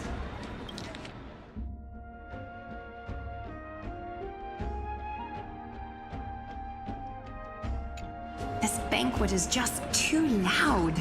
And nothing... Lies! You were pretty energized when you came back from the bath chamber. Let me guess. Are you worrying about someone? About High Sealins? Or Little Cypher? You take everything too seriously. At this rate, life's gonna be real tough for you. You're the least qualified to lecture me about that, teacher. Dear guests, are you here for us? I mean, are you here for Treeby, or... No. I'm just wondering whether you've seen the Emperor... The Imperator? Our sovereign has always acted however she pleases. Though she gave us ranks, she'd never tell anyone her whereabouts. Perhaps the only thing she tolerates are chess pieces. And this... Why do you two look so distressed? That's not what the Deliverer should look like. Why don't we have a toast? While we still have time for pleasure. Then we will toast to the... Cheers! Actually, there are so many people, we wouldn't be able to find the Imperator even if she were here. I know. Let's look for seats that are raised up higher than others. Is there anything else we can help you with? Hey, Labinas. I managed to get some honey brew that the scholars hid in the cellar. Don't worry, dear guests. The banquet security won't be compromised. This banquet has a never... Thank you for the offer. The Imperator? Who knows? Maybe she's hiding somewhere thinking... Hey! I can't pretend I didn't hear that, Seneca. Either retract... Fine by me. Attendant! You wish.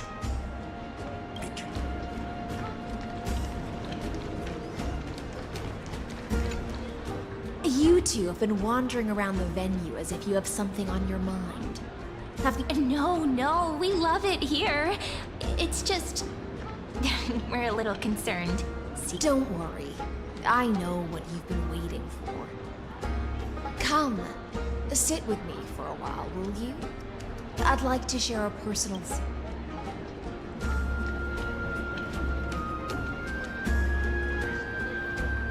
See here? This is Fagusa's dew of divine blood, the sweetest of all the 12 bottles. On the night before such a historical event, I'd like to share this marvelous drink with the Deliverer. Doesn't this count as bringing in outside food?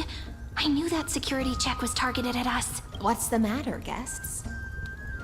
Oh, we're simply overwhelmed by such an honor. Are you worried that I might have poisoned the dew?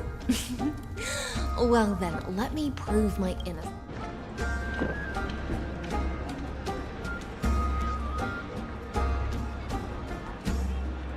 See? It's completely safe. I feel like Miss Hysealins wants to talk to us about something. Why don't we go? Worry not. Honeydew's not alcohol. It won't get you. On the contrary, it can make your mind even sharper. Please, have a taste. Would you like some too, little Sierra? I can drink it myself.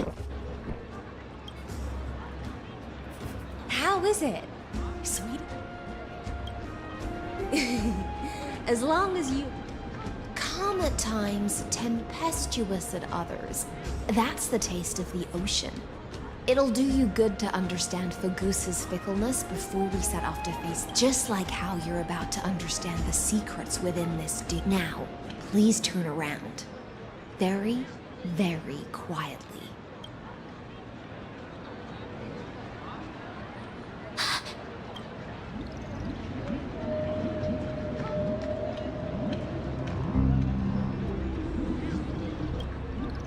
The dew of other gods all intoxicate humans, but the god of banquets dew is an antidote that can awaken humans from a sea siren's enchanting. Since the start of this banquet, all the guests have been under the spell of my song. None of them can see the Imperator and that Fioros, but you two, I wish for you to see the truth. Is this also what the Imperator wants? This is my personal request. I can't bring myself to trust that Fioros. The Flame Chase army changed after he descended with Orynyx's divination and brought the prophecy of the stars to Akama. His seductive whispers harbor something malicious within and will ensnare those of us blinded by him. You are the deliverers of the prophecy and know about him far more than I do.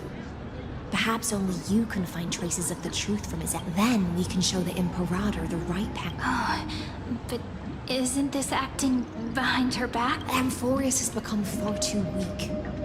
Even heroic actions protecting her from harm must be conducted under the water's surface. I am the Imperator's blade, and I must clear the way for her while remaining concealed in the torrent. Then, ensure I'm pointing my sword towards the truth. Can you promise me something, Miss Hysealins? Ask away. My friend has in fact come here to stop that villain's evil scheme. Our goals are up, but as to the decision the Imperator must make, she has no wish to transgress her authority. We just want to tell her I believe the Imperator will be able to tell right from wrong. I never doubted your loyalty. I'll pass your words faithfully, provided we can gain the advantage in this tug of war, that is. Now, return to the feast. Bring this cup with you and keep your distance. Pretend you are still immersed in the sea siren's vent, and I'll control the moisture in the air. That way, you'll be able to listen to sounds from afar as if you are a whale of the depths, and hear every... I wish you a victory in this first... It's the exciting and thrilling undercover part of the adventure.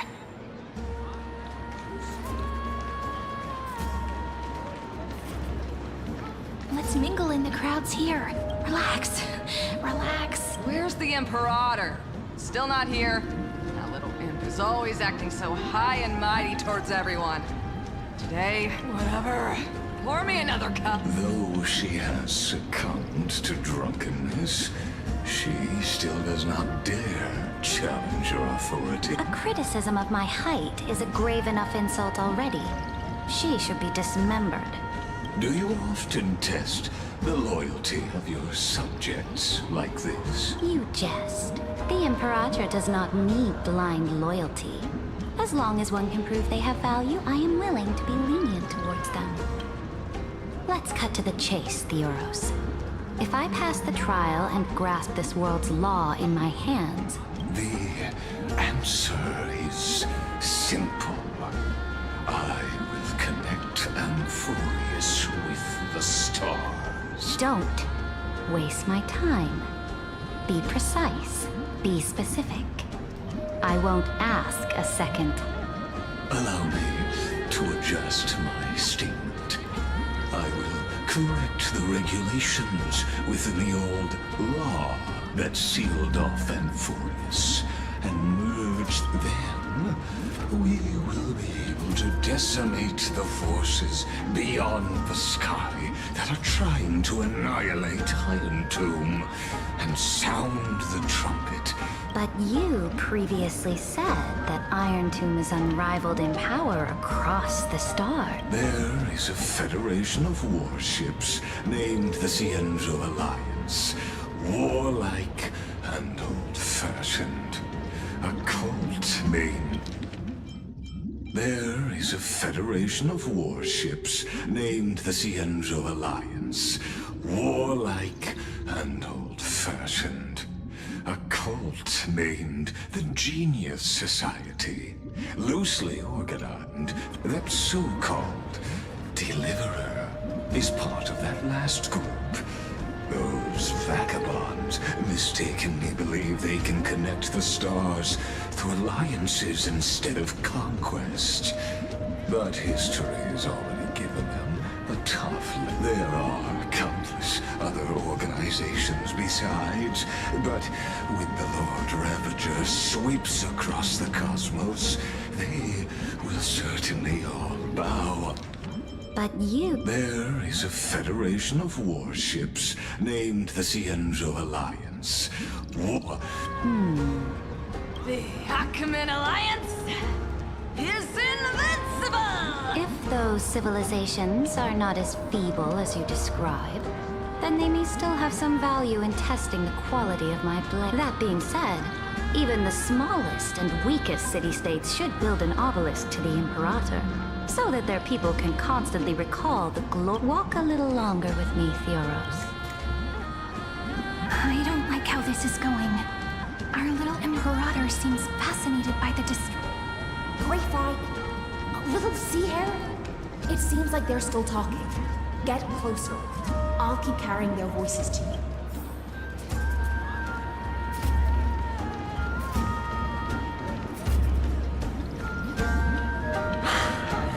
Situation. No matter how we position our forces, this battle against Fagusa will result in many That's not something you or I should consider. The Imperator has already placed the chess pieces. We just need to fight for her until our last... How astonishing. The commanders under you have such different personalities, yet they share the same loyalty. He's looking this way. Quick, do something and pretend we can't.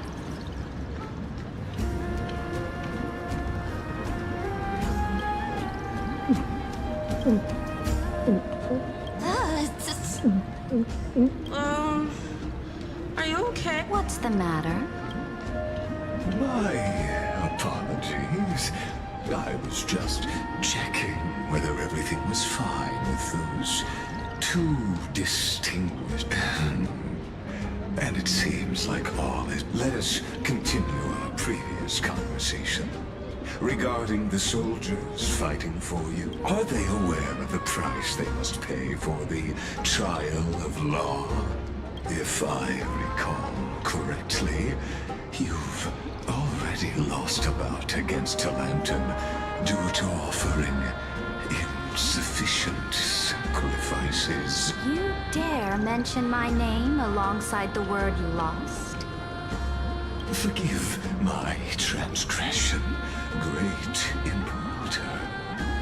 Watch your words and actions. All you need to know is that my victory in the trial is guaranteed. Even without the trial of law, they've already sworn to give their lives for my conquest. So tell me, if everything happens according to our agreement, how would you recommend I deal with that deliverer? Good question. Do not let her fool you. That woman from beyond the sky contains a seed of ruin within her body. She must not be allowed to tarnish your. Therefore, the wisest decision would be to hand her over to... You plan to torture her? Calling it experimentation would be more... The guest's patience is running thin. I plan to remove the Fantasia and head into the banquet. I will heed your advice. Leave for now, Theoros, and go back to Akama. You don't want to confront those two directly either, do you? Indeed, it's a pity that Antikytherans are lightweights when it comes to drinking. Before I leave, I would like to make a toast to your boundless ambition, using my spirit instead of a goblet. As I expected, that Theoros' schemes have been... Thank you for your bravery, guests. It's time for me to dispel the Fantasia. This will be the Imperator's last public address before we head off. And therefore, likely, the final... I will try to get you a chance to speak, and I'll also prepare for any contingencies. The rest is up to you. You should head back to your seats for now.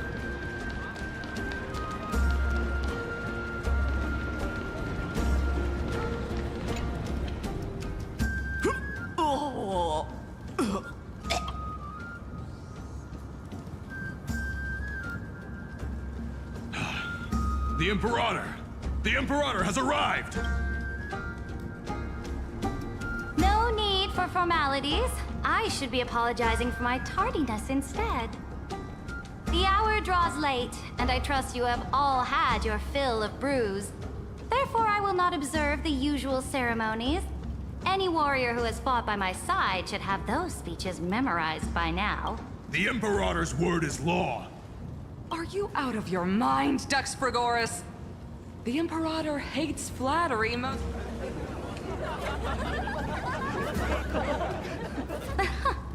A joyous atmosphere is a better fit for showing me your resolve. I believe that you, my dukes, will do all you can to assist in the campaign against Fagusa, just as you always have. However, it's a pity that I have never tested your loyalty. What does she mean? The purpose of tonight's banquet is not to raise our morale, but to establish which allies our alliance can actually trust, and sever the heads of the traitors as a toast to all before we march. Yes, some among us have discarded their vows in order to foment vile conspiracies. Now listen! These traitors are standing right here in broad daylight.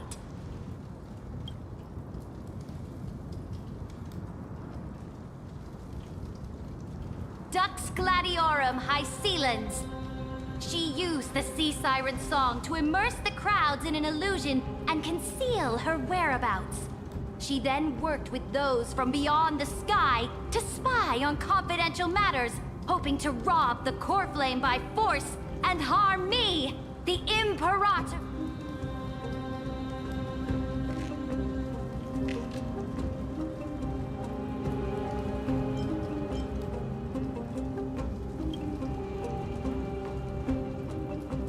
Imperator, I can explain. Silence! Do you remember who used to own this blade? She met you once, back at the Temple of the Three Fates. It was Kindness, the head of the cleaners. She was the first to draw a blade against the Imperator, and personally made herself an example for my enemies. Under the shade of the olive groves, the people of Akama said they would never bow to me. In the frozen, lethal fog, the people of Idonia said they would never bow to me.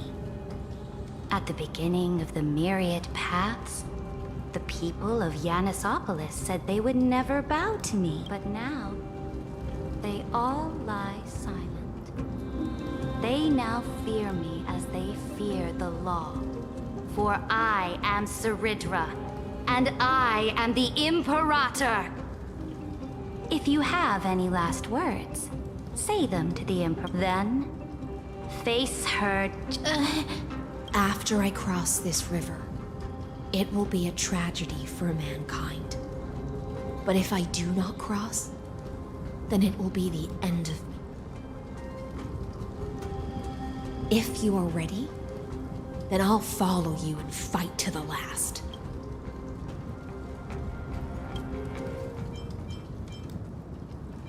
That's right, friend. Now, use your identity and add in a bit of experience and charm and testify to the Imperator as we promised. You think you can slay a king using your words instead of a... I'll have it. Show me the weight of rhetoric from beyond the sky. Let's try to watch our words carefully.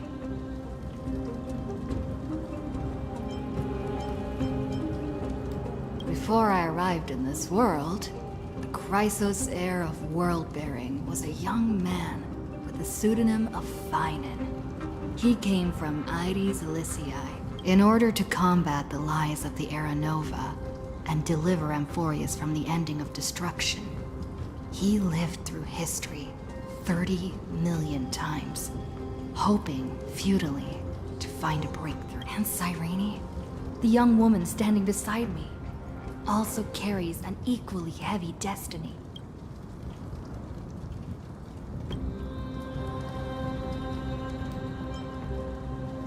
Iron Tomb is the ultimate end of Amphorius' destiny. It is an embodiment of pure horror that walks the path of destruction and can never be tamed. That is the only thing Lycus cares about. As for Amphorius, pure glory and campaigns, he doesn't care about any of those. He will most certainly betray you. When that time comes, all of us will be ground to dust by the destruction.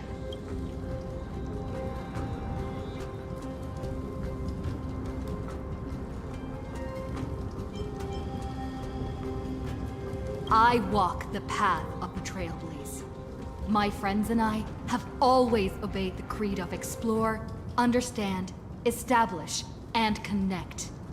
Conquest and destruction are never ways to build bridges between people. Therefore, if you choose the way of the destruction, then I'll place your ambitions in the same basket as Lycus and smash them into pieces with my baseball bat. That was true. All that needs to be said has been said. Dux Frigoris, Dux Bromalis, escort the traitors to the prison.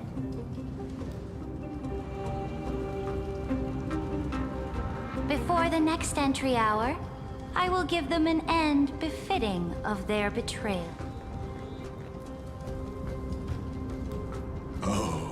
Great Imperator, your ambition certainly eclipses all things.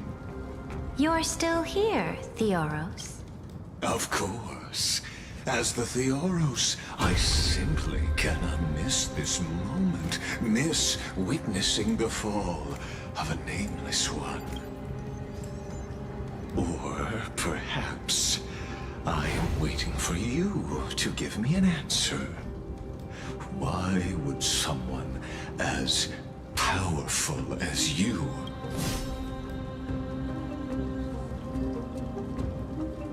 use such a clumsy excuse as imprisonment to ensure the Deliverer's safety? So you finally tossed aside your act. I must point out that you are just as impressive an actor. This banquet was always going to be a game of chess. where you would try to control both sides and turn both them and me into your That's right. That little Imperator never trusted anyone. She was always trying to see which side had more sincerity. All right, we'll listen to you. Here you go. Also, please pass on a message to the Imperator from us. She can trust my friend, anywhere, anytime. But as to the decision the Imperator must make, he has no wish to transgress her authority. We just want to tell her everything we know. Now, use your identity and add in a bit of experience and charm and testify to the Imperator as we promised. And we won. Sincerity will always remain the greatest shortcut to people's hearts. I can toss your words right back at you like Kyrgyz. Why would someone as powerful as you pretend to be a mortal and kneel before me? Unless you enjoy giving flattery and prostrating yourself? You are mistaken. I am only trying to ensure the experiment's autonomy, meticulousness, and perfection, thus avoiding any unexpected outcomes. A forceful intervention will only create larger errors, reduce efficiency, and introduce ugliness. How had you fulfilled your promise of giving the law to me and completing the Era Nova, then Amphorius would not have deviated from destiny's course. Oh, but you broke your promise. What a pity. In that case, I must carry out my duty as the administrator and eradicate all factors steering the experiment. Factors such as you? Careful. What was that voice? Careful. Was it Orynyx? I found you. I finally found you. Be careful. This land will face disaster.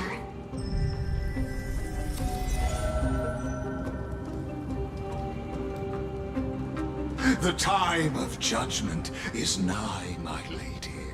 The prison I have built for you is now. In the name of the erudition, I invite you to step into the same cage as mine.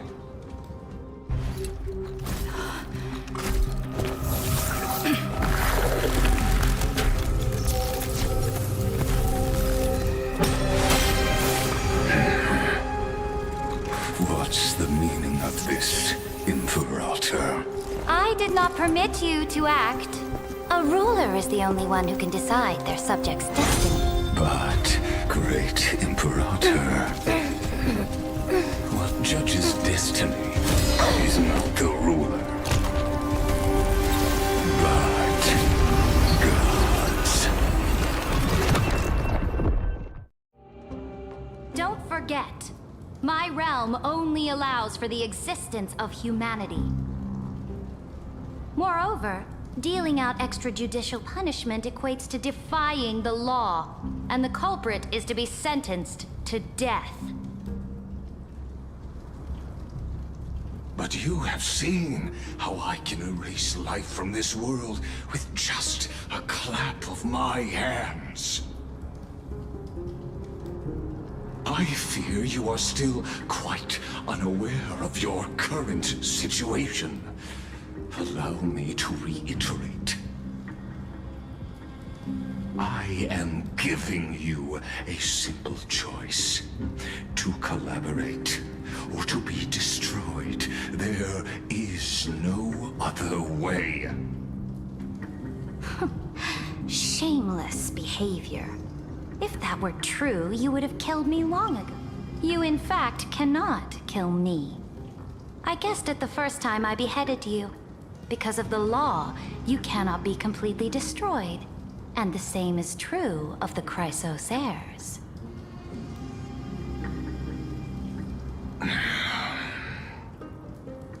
The more you bluff now, the more you are proving that conjecture to be true.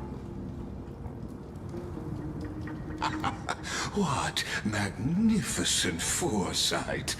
I once regarded this precious quality of yours as a sure sign of my ultimate victory. But now, I have to admit that I made a mistake. Yet, as a mere mortal, how will you contend against the Theoros? We are both slaves to hubris. But do you know what differentiates us, Lycurgus? I will never be blinded by my pride. If I wish to break the scale's balance, I only need to appeal to external forces and use them for my own ends.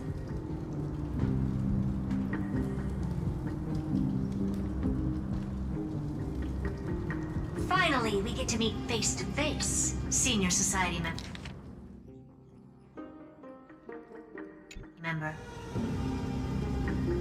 I offer sincere acknowledgments for your many past achievements, but I must deeply regret your current perspective. Trust me when I say that you aren't the only one feeling regret right now, Screwlum. So you two are the allies from beyond the sky the Deliverer spoke of, and why she demanded the divine authority of law. Come and prove your strength to me. Show me the power of these so-called paths. I have spent much time and effort to secure this treasure from beyond the sky just for this. In the name of the Sovereign of planet Screwlum, your allies have responded to your call, esteemed Imperator. Please allow me to spell the situation out for you, Lord Lycus. Permission to read the ultimate protocol is already in my hands. It'll only be a matter of time before we acquire the authority to write and execute commands as well.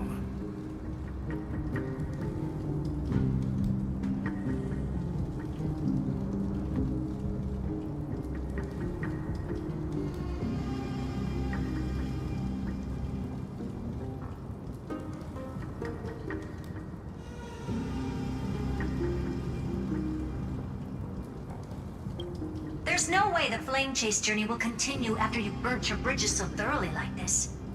Do you really think you can still win? Oh, seriously. Don't embarrass the society.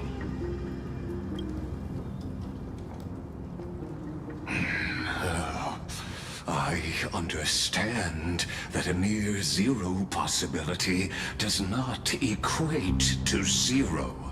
That argument is very persuasive to me, which means the same principle also applies to you, my dear peers.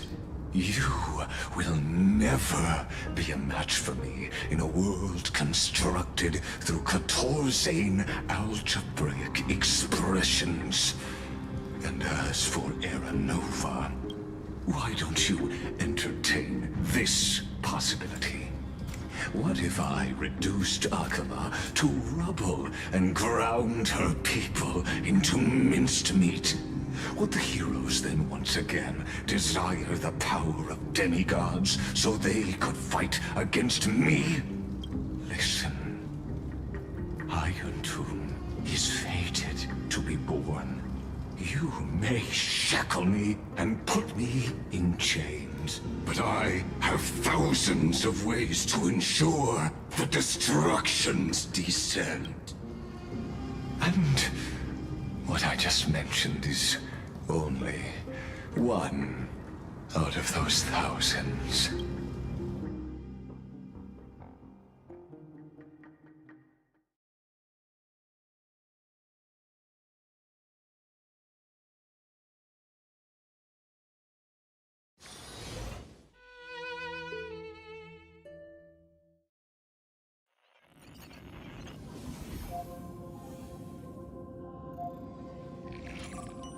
This is the place outside the legends?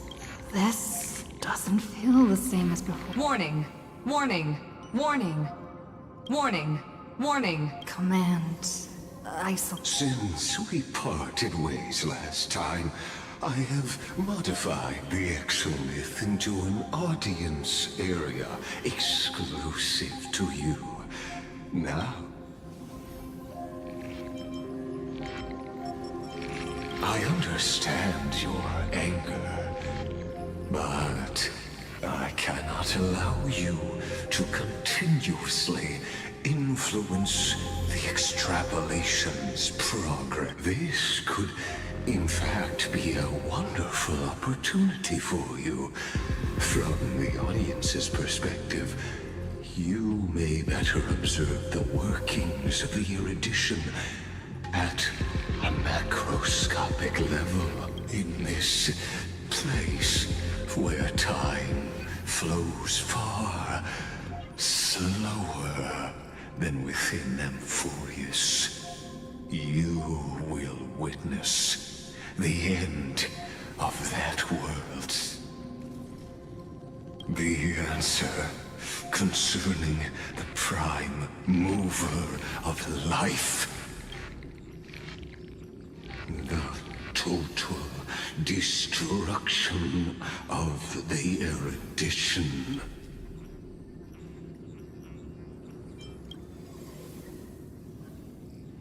Do you see me as their faithful disciple? I am certainly not. I have tried so hard to ensure Iron Two's birth, just so that I can correct the error named erudition that you... Oh, how I yearn to return to those days before Noose was born. Back then, the boundaries of knowledge were like the starry skies, evoking feelings of longing and delight among you. But now, truth has become the sacrificial offering required to gain an audience with them. And the geniuses would say that Noose already... That arrogant Eon was born from the primal mobile of humans' desire for knowledge. Yet, they themselves sealed off humanity's capacity to seek enlightenment. I am simply cutting down the tree of doom that we plant. I must admit that the process of answering your questions has reminded me of the happy days of learning in my youth. However, it is a pity that my true form must now descend into Amphorius to deal with the accident that arose because of you. But you won't have to wait long. When the curtain falls, you'll surely understand mine and Amphorius's. Where time flows slower than within Amphorius? If Lygus spoke the truth, then I don't have much time left. But how can I get out of here? Can you hear me? Little one. Is that... Warning! Warning! Warning! Hurry up! Put some speed into it! I can't keep this up for much longer!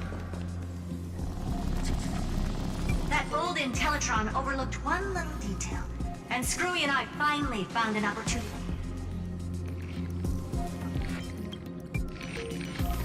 Let's keep it short.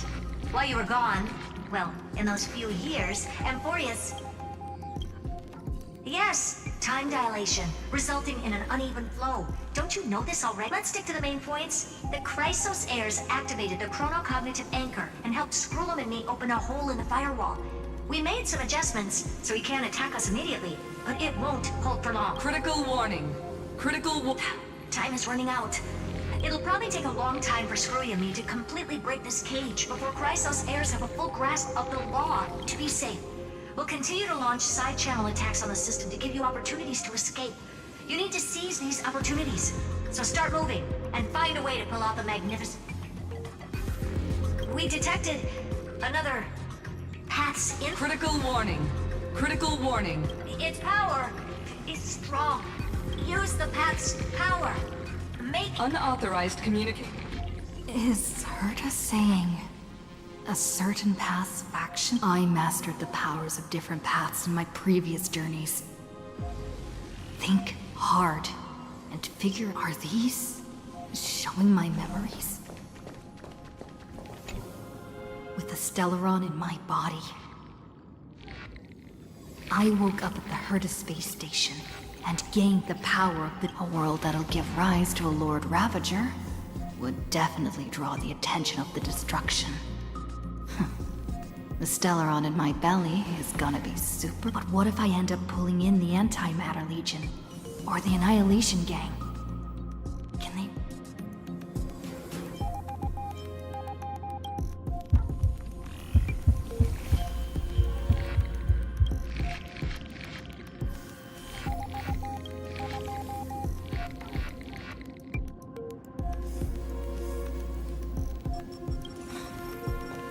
Failure is not necessarily a bad thing. This power wasn't gonna... I obtained the flaming lens left by the architects, and gained the power of the preservation in Bellabon. That's right! No matter how far away a planet is, the IPC is guaranteed to pay attention, as long as there's a business opportunity. Isn't it? Besides, even if I can't call up my friends from the IPC, the architects and the nomadic miners should be able to help too. There are definitely cities and ores in this world.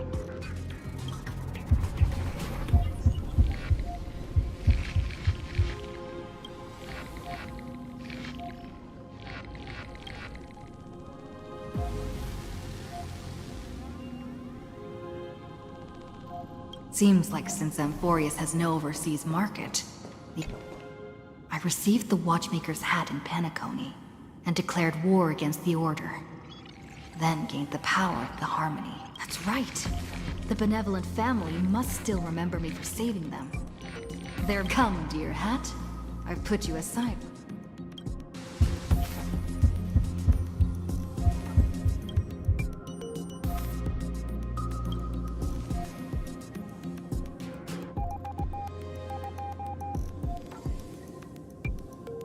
Doesn't Lygus want this story to have background music? He has such terrible taste. The Remembrance, that's right. I came to Amphorius because Black Swan asked us to come. And I even got a glance from Fu Li here. The Garden of Traces of the Remembrance are also everywhere in this world. I don't know what they want, but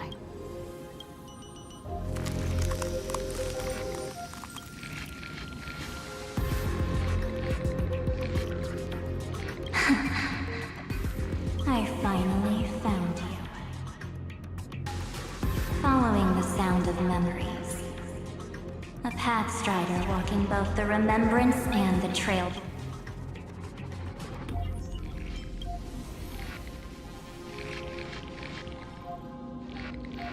Warning.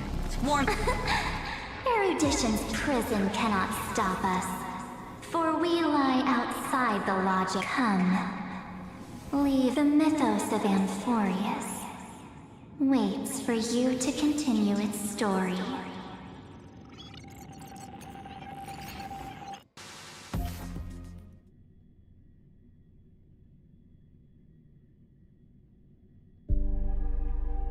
When that brightest star, that star heralding the dawn, a boat, so used to drifting, at long last enters an island safe and brave. Oh, Pathstrider, we have helped you break free. Hurry and set off. The Child of Remembrance. March? What's she doing here?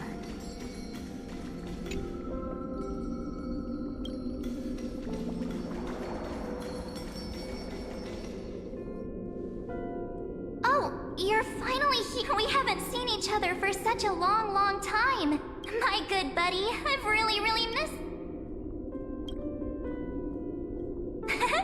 I bet you were constantly thinking about the days when I was by your side. It's been so boring waiting for you in this place. There's no one to chat with now. The great hero is finally here to save me. You must have seen a lot in Amphorius during this time, right? You gotta tell me all about it. Then take your time with the storytelling. But let's get out of this spooky place first. This is why don't you take me back to reality? A strange voice told me that I can enter Amphorius if I keep following this route. So, let's head... Why does... What are you standing around for? Do you actually... Hurry! This door should be the exit! Maybe my instincts are wrong. Are you okay? Has it been so long that you're still missing me? There's no time to waste, though.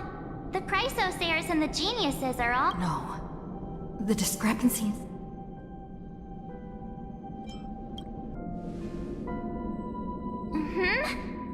No, he's not. Never mind. Don Hung's super reliable. We don't need to worry about him. He's... No. The geniuses would have made sure that Don Hung made it back on the Express. Besides... Huh?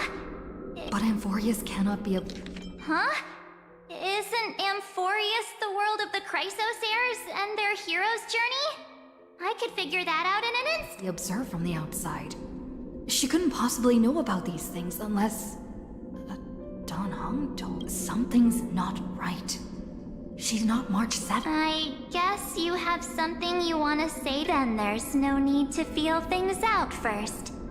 With questions. Let's treasure the time we have together and be frank.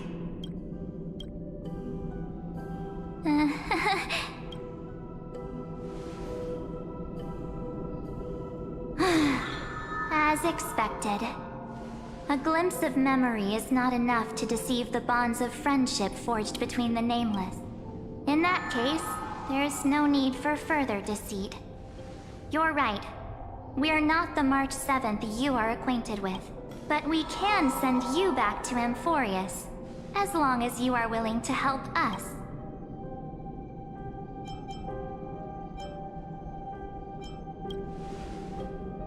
We are the Garden of Recollection. You should be very familiar with that name line. Just as a reminder, while you hesitate, time is quickly ticking away in Amphorius. Working with us is the best way to stop the enemy of erudition. Erudition would treat any results unrelated to the experiment as garbage and throw them out. But we don't work like that. The Remembrance treats all these instances as important materials needed to weave the universe. Besides, this would be child's play for a great hero like you. It won't be hard at all. Also, if your plan fails and the big bad Iron Tomb manages to get out, then the whole cosmos will be in danger. Wouldn't it be better to have an additional failsafe?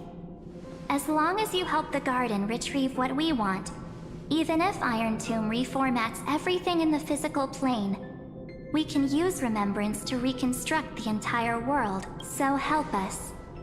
Find where Amphorius's memory began, and bring it out. The Master of Anastrava has already glanced at you. Don't deny it. That storybook is the best evidence.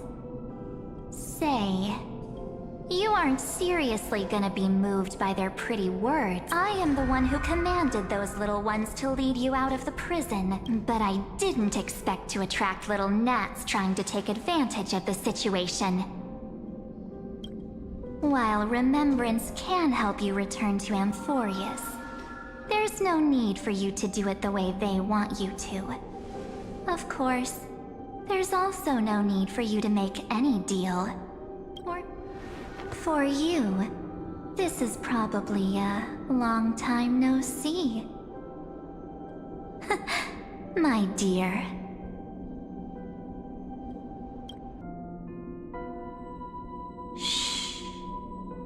There's no need to say anything.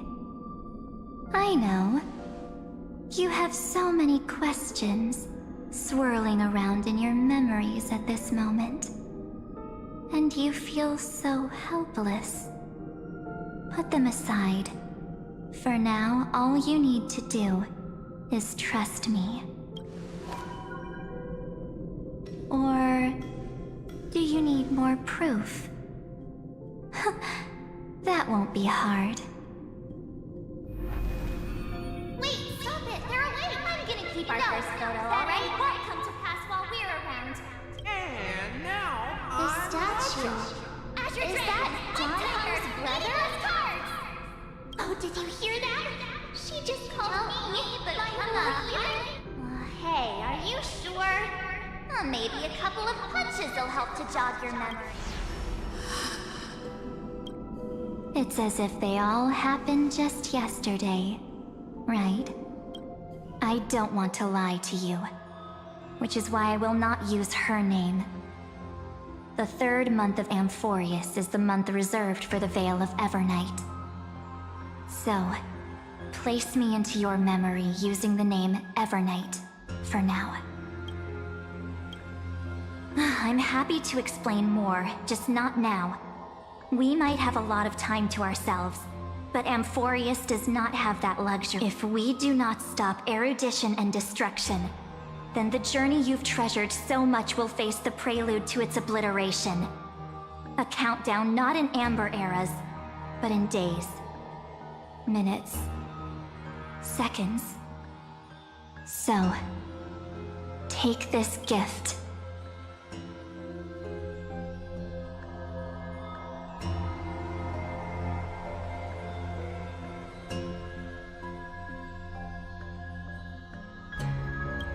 This burning core flame, this footnote of a transaction, it contains hope and the warmth of the entire world.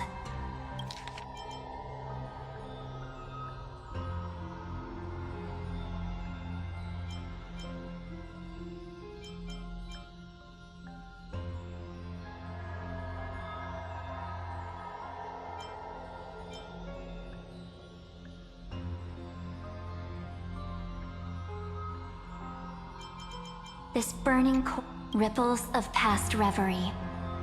She hid this fire in the long river of time, hoping that her wishes would transcend time to reach your hands in the future. Now, take it, and return with it, dear friend.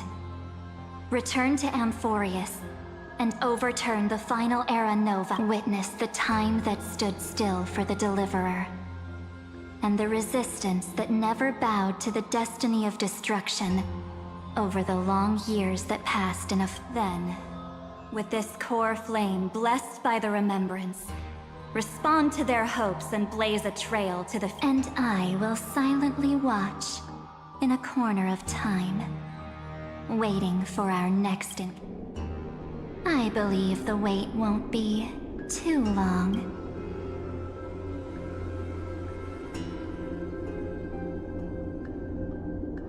What exactly? Keep going. Keep for Amphorius. For you. And for the March 7th in your... Go forth.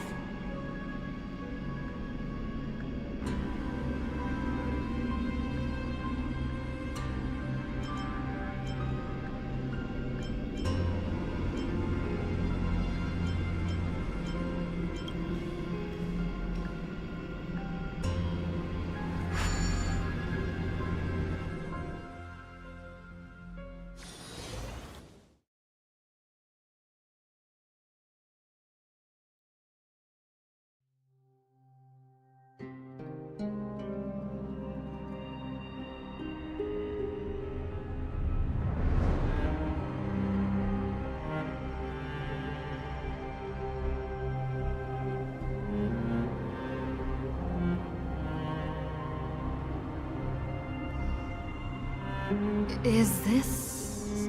Akuma?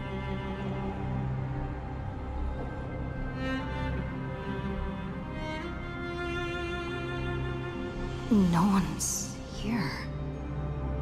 And the Dawn device is off.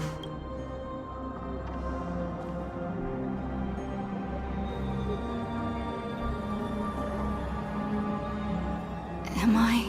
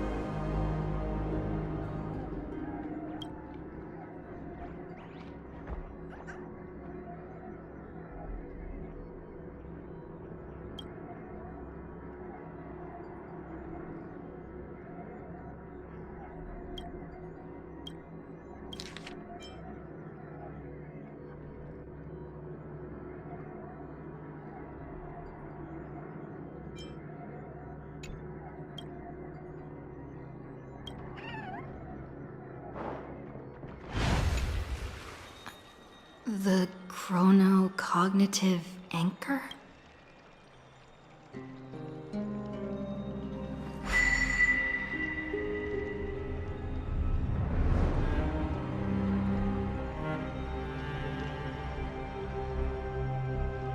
There's so much I wanted to say for our reunion.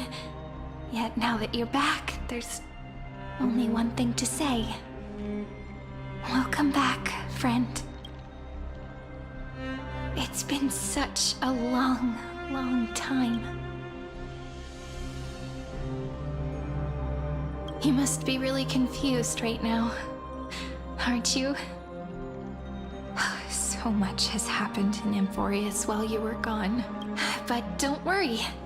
The Deliverer can't afford to be lost, no? Now, please follow me and turn the pages of time, and here I'll tell you the story of this 1,000-year journey. That way, it won't just be... Cyrene can't hear me?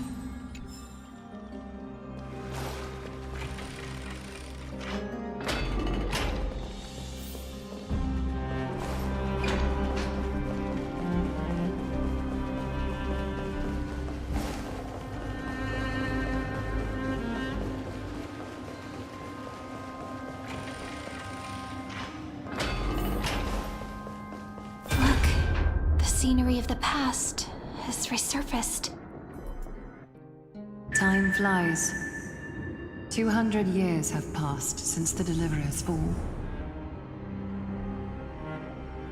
We had to return 3 core flames of law, romance, and ocean to stop Lygus, but Terravox has fallen.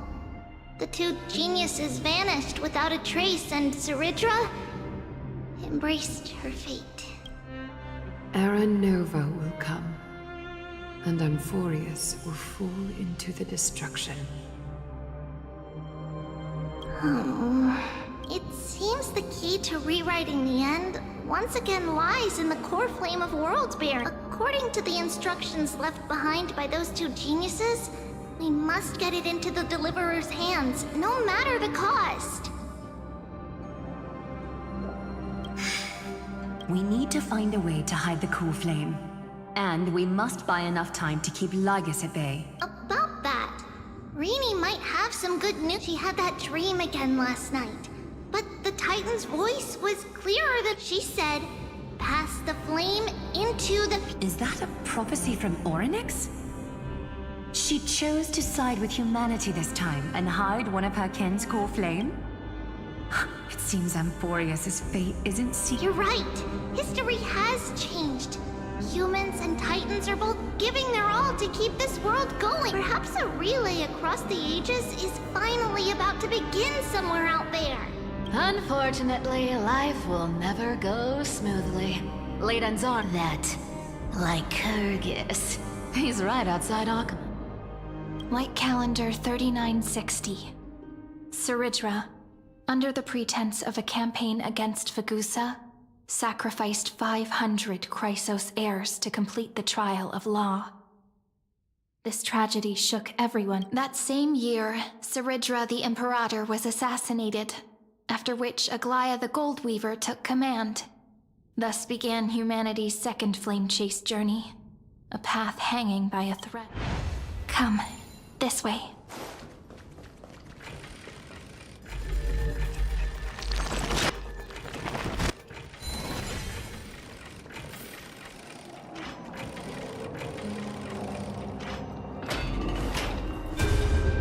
The eternal hope.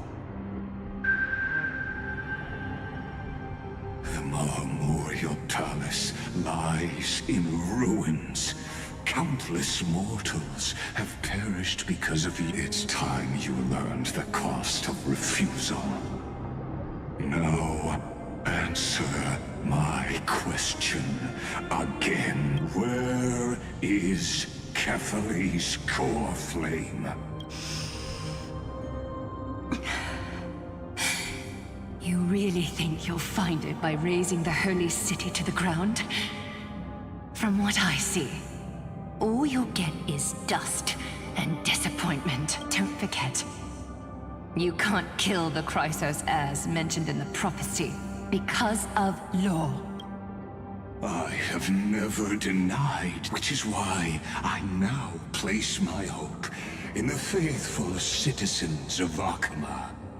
Perhaps they'll give me what I seek in the echo of yours. Now then, I'll be cutting open your chests and using your scalding golden blood to baptize the masses. Allow me to apologize in advance. We shall start with you.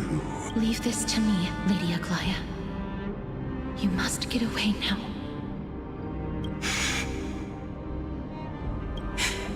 No, Holy Maiden. I'm the one who must... What? His conspiracy won't succeed.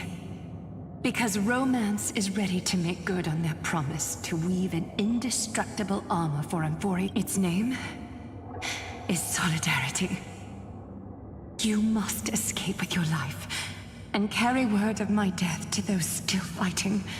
Then keep going with just as the Imperator lit the torch of resistance with her death.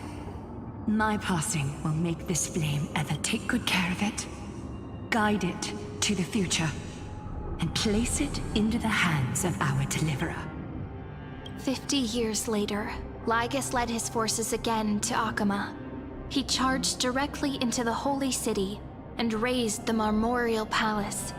History would name this battle the Third Siege of Akama. 90,000 brave souls gave their lives for Akama that day, including their fearless leader. Go forth, deliverer.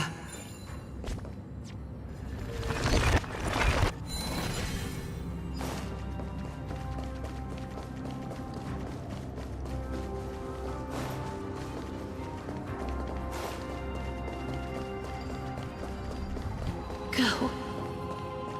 When the frost melts and the snows give way, the flowers will bloom again.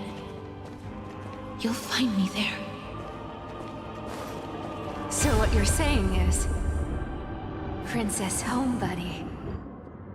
She just left. Like that. Since Cass has made up her mind, we can't let her resolve be in vain. But... between staying in Akama and going to Styxia... what difference does it make when it's death either way? I'm against relocating. With Kefali's protection, isn't Akama far safer than that dead city? Cass's plan doesn't involve any relocation at all. Huh? Like you said, Akama is humanity's refuge. We never intended to get everyone moving to Styxia. It's just on Cass, Hycealans, and me to prepare the final trump card for the deliver. Wait, what kind of trump card needs all three of you demigods to throw yourselves away? We must lay down the path to the future, so when the deliverer returns, they'll have a clear road to reach the Styxia sits where death meets the ocean. There, with the combined powers of ocean and passage, we can summon a current that leads to the vortex and the demigod of death will forever guard that secret path until she returns. We all know Lygos will set his sights on the vortex of That's exactly why we have to do. Guess I underestimated Idonia's Maiden of War. And Cypher, we need you to head to Castrum Kremnos as soon as possible. By any means necessary, the prophesized Crown Prince has...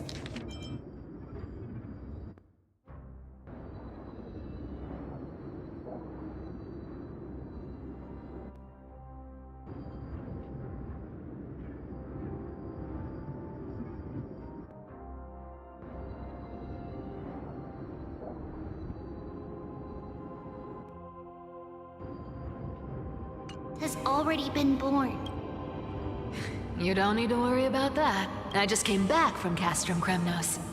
Only a step ahead of the news.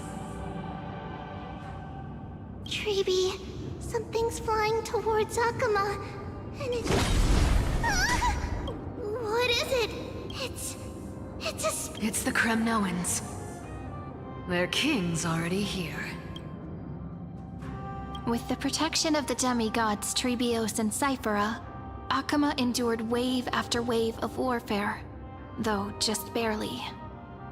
Castorus chose Styxia as the last resort, and completed the trial of death, causing the stagnant waters in the river of... Soon after, Trebios departed on a long journey. That same year, the Kremnoan king Euripon, along with his son, Prince Midamos, joined the alliance to save... Go on, and see you tomorrow.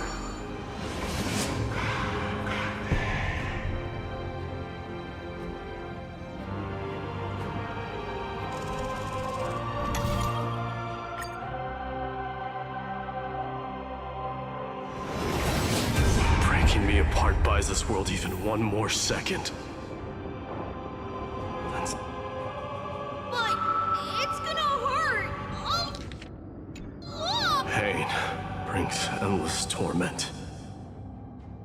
But it can never destroy me. I believe that you were thinking the same thing when you stepped through the gate of infinity and jumped off that cliff. Can't argue with that. In the current situation, this is the only path Akama has left. Just split my soul into 5 pieces. Forge me an immortal. Let the blade of strife hang forever overhead.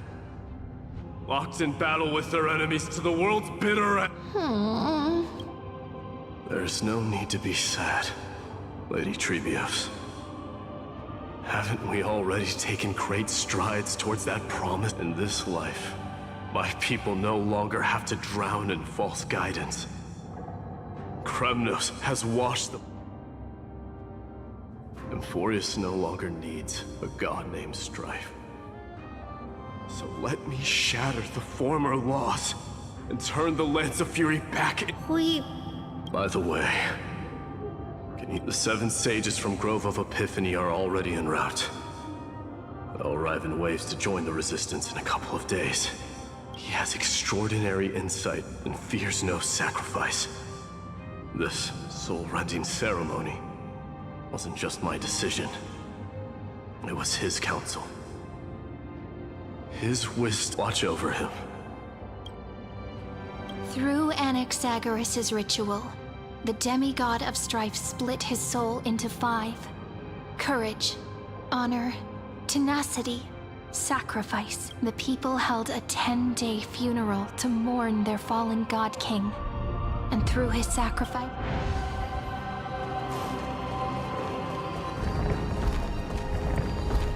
Keep moving forward.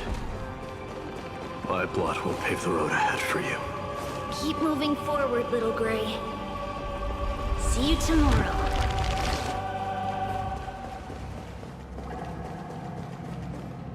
That seamstress wasn't wrong when she said a lie needs more.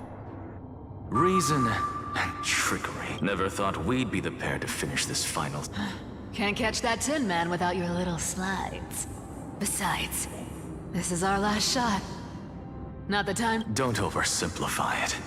Lygus just found out Akima's been an empty shell for the past 50 years. He's bound to be furious. At this rate, he could have done any. That's exactly what we want. Rage blinds even the brightest minds. Doesn't matter how much of a genius he is, the principle still holds. Once he storms into the council and confronts me, you trigger your alchemy with a boom and turn him into— Easier said than done.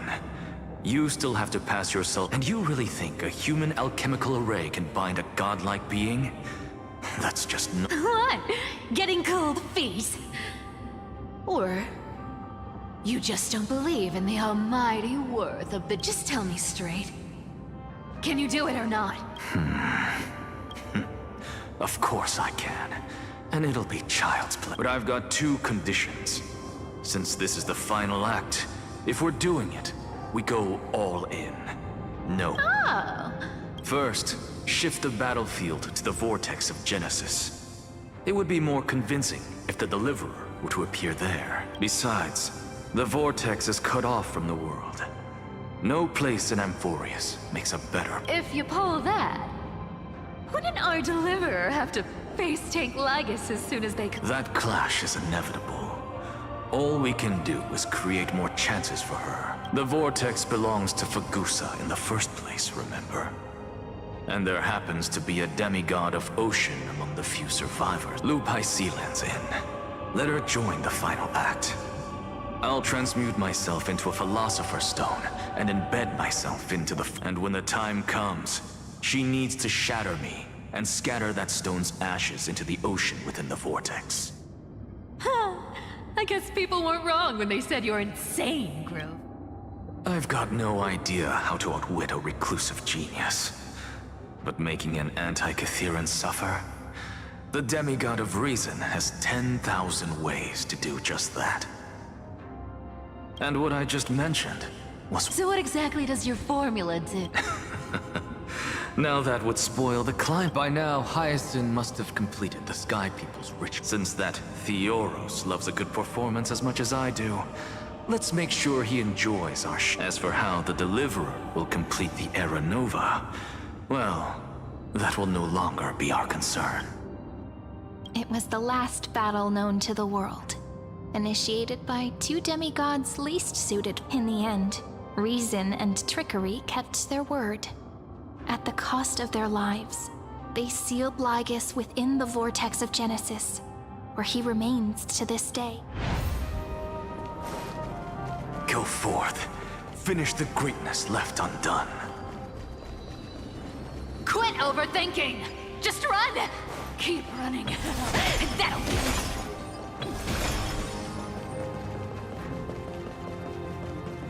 Irie, it's dead quiet here. Akima will stand eternal. Miss Cypher's lie has crumbled. But it's all right, because all of us have fulfilled our purpose by now. When the Deliverer returns, no matter where she is, sky will turn clear, and a rainbow bridge will rise, carrying Cyrie. This arduous relay is finally nearing its end. Now...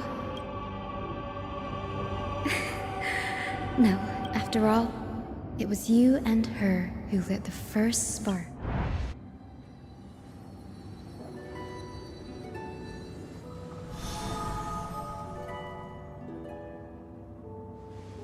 I'll tell you the story of this 1,000-year journey. That way, it won't just— And I'll share the moments I spent with you, with everyone. That way, the path we walked becomes a memory shared by all. People will know that there's nothing left to chase. Amphorius has already welcomed the dawn foretold in prophecy. Just like I said, this won't be harder than the last time. Right?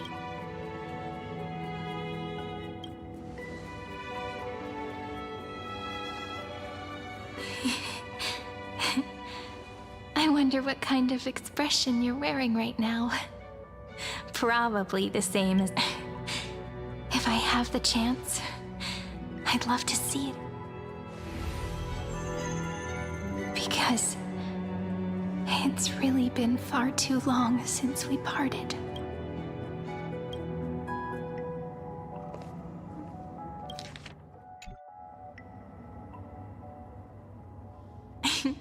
Someone as sharp as you must have realized by now that this isn't reality, but as the last link in the relay, I will return to the Temple of the Three Fates, tell Orynyx all of our stories, and bottle every page we've written into the little and then may it set sail in peace, drift down the river of time along with the core flame of world-bearing.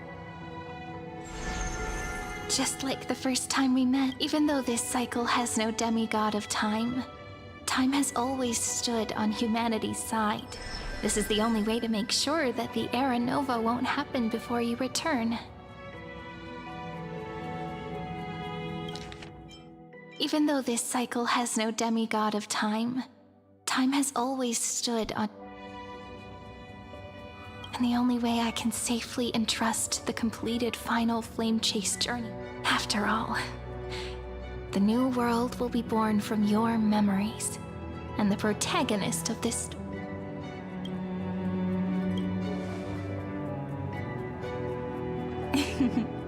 I believe you will never let us down, just like always. Do you remember when Finan sent us back to the beginning? When you and I got separated? But in the end, that's what memory is. It may wear down and fade in the river of time, but it never truly leaves. When that hidden corner of the heart is stirred, so don't worry. Let the 33,550,337th Flame Chase journey become part of you too. I've gotten a lot better at it with the experience from the last time. Next, you will head to Styxia and find the Vortex's entrance guarded by the demigod of ocean before charging toward the final battle.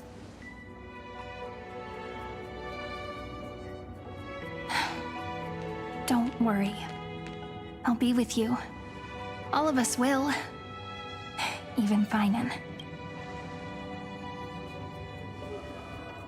So say a short goodbye, then set off, just like we promised at the start. Toss away all unnecessary worries and troubles, and bring our smiles and determination.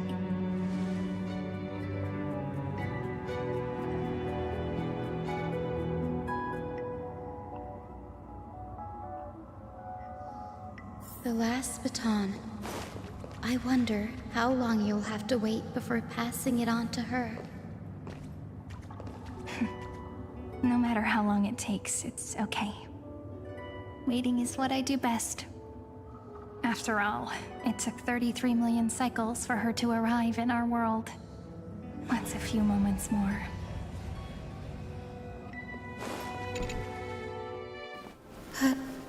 Cyri, what if you wait and wait, but that hero never arrives? That won't happen. Because I know that no matter how long it takes, she'll definitely return to this place. We can't let her down.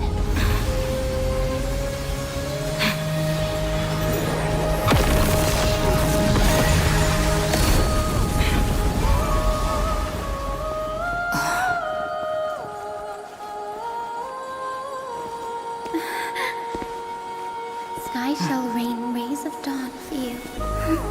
May romance be with you on your journey. And reason grant you enlightenment. Let strife bestow you with inspiration. Trickery ensure your success.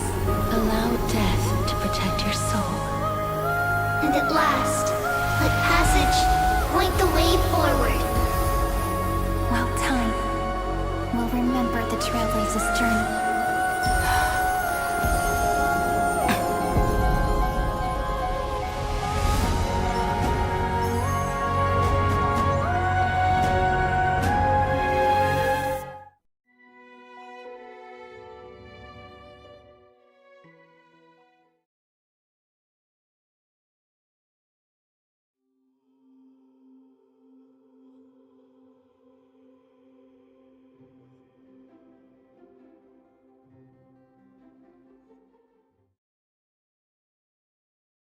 Is this Styxia? What happened? I need to find the entrance of the vortex, guarded by the demigod of ocean. High Sealens. Is she still there? Long time no see, trailblazer. Generation after generation of Chrysos Air heroes have tried to defy fate with their blood and tears, either voluntarily shattering their souls or waiting in eternal solitude. But alas, fate can never be defeated. Reason and trickery may bind my flesh, but my will shall never fall silent. So the demigod of ocean, the Dux Gladiorum, High Sealens, sought to bring me into a fantasia with her voice and drown a gene. But alas, it was all a hopeless dream. That warden fell before I did, due to erosion of time, while her prisoner... True, I can't leave this place, but you should have heard of this fable. In a shadowed cave lived a people, imprisoned from childhood, and chained so that their legs and necks are fixed, forcing them not to look around at the cave, each other, or themselves. Behind them is a fire, and before them loomed the stone wall of the cave. To them, that false play. Yes, I'm trapped in the cave. But I know it's all just a fleeting illusion. And now you'll be the one to And now, my deliverer has come to defeat me and save this world that never owed you anything. Shackle me, of course. I don't mind waiting a little longer. Let me guide you through this next illusion. One last memory. I hope you'll watch the stories of this fantasia closely. Logically, the deliverer must see the world for what it truly is. Emotionally, this memory only by feeling it for yourself. The meaning.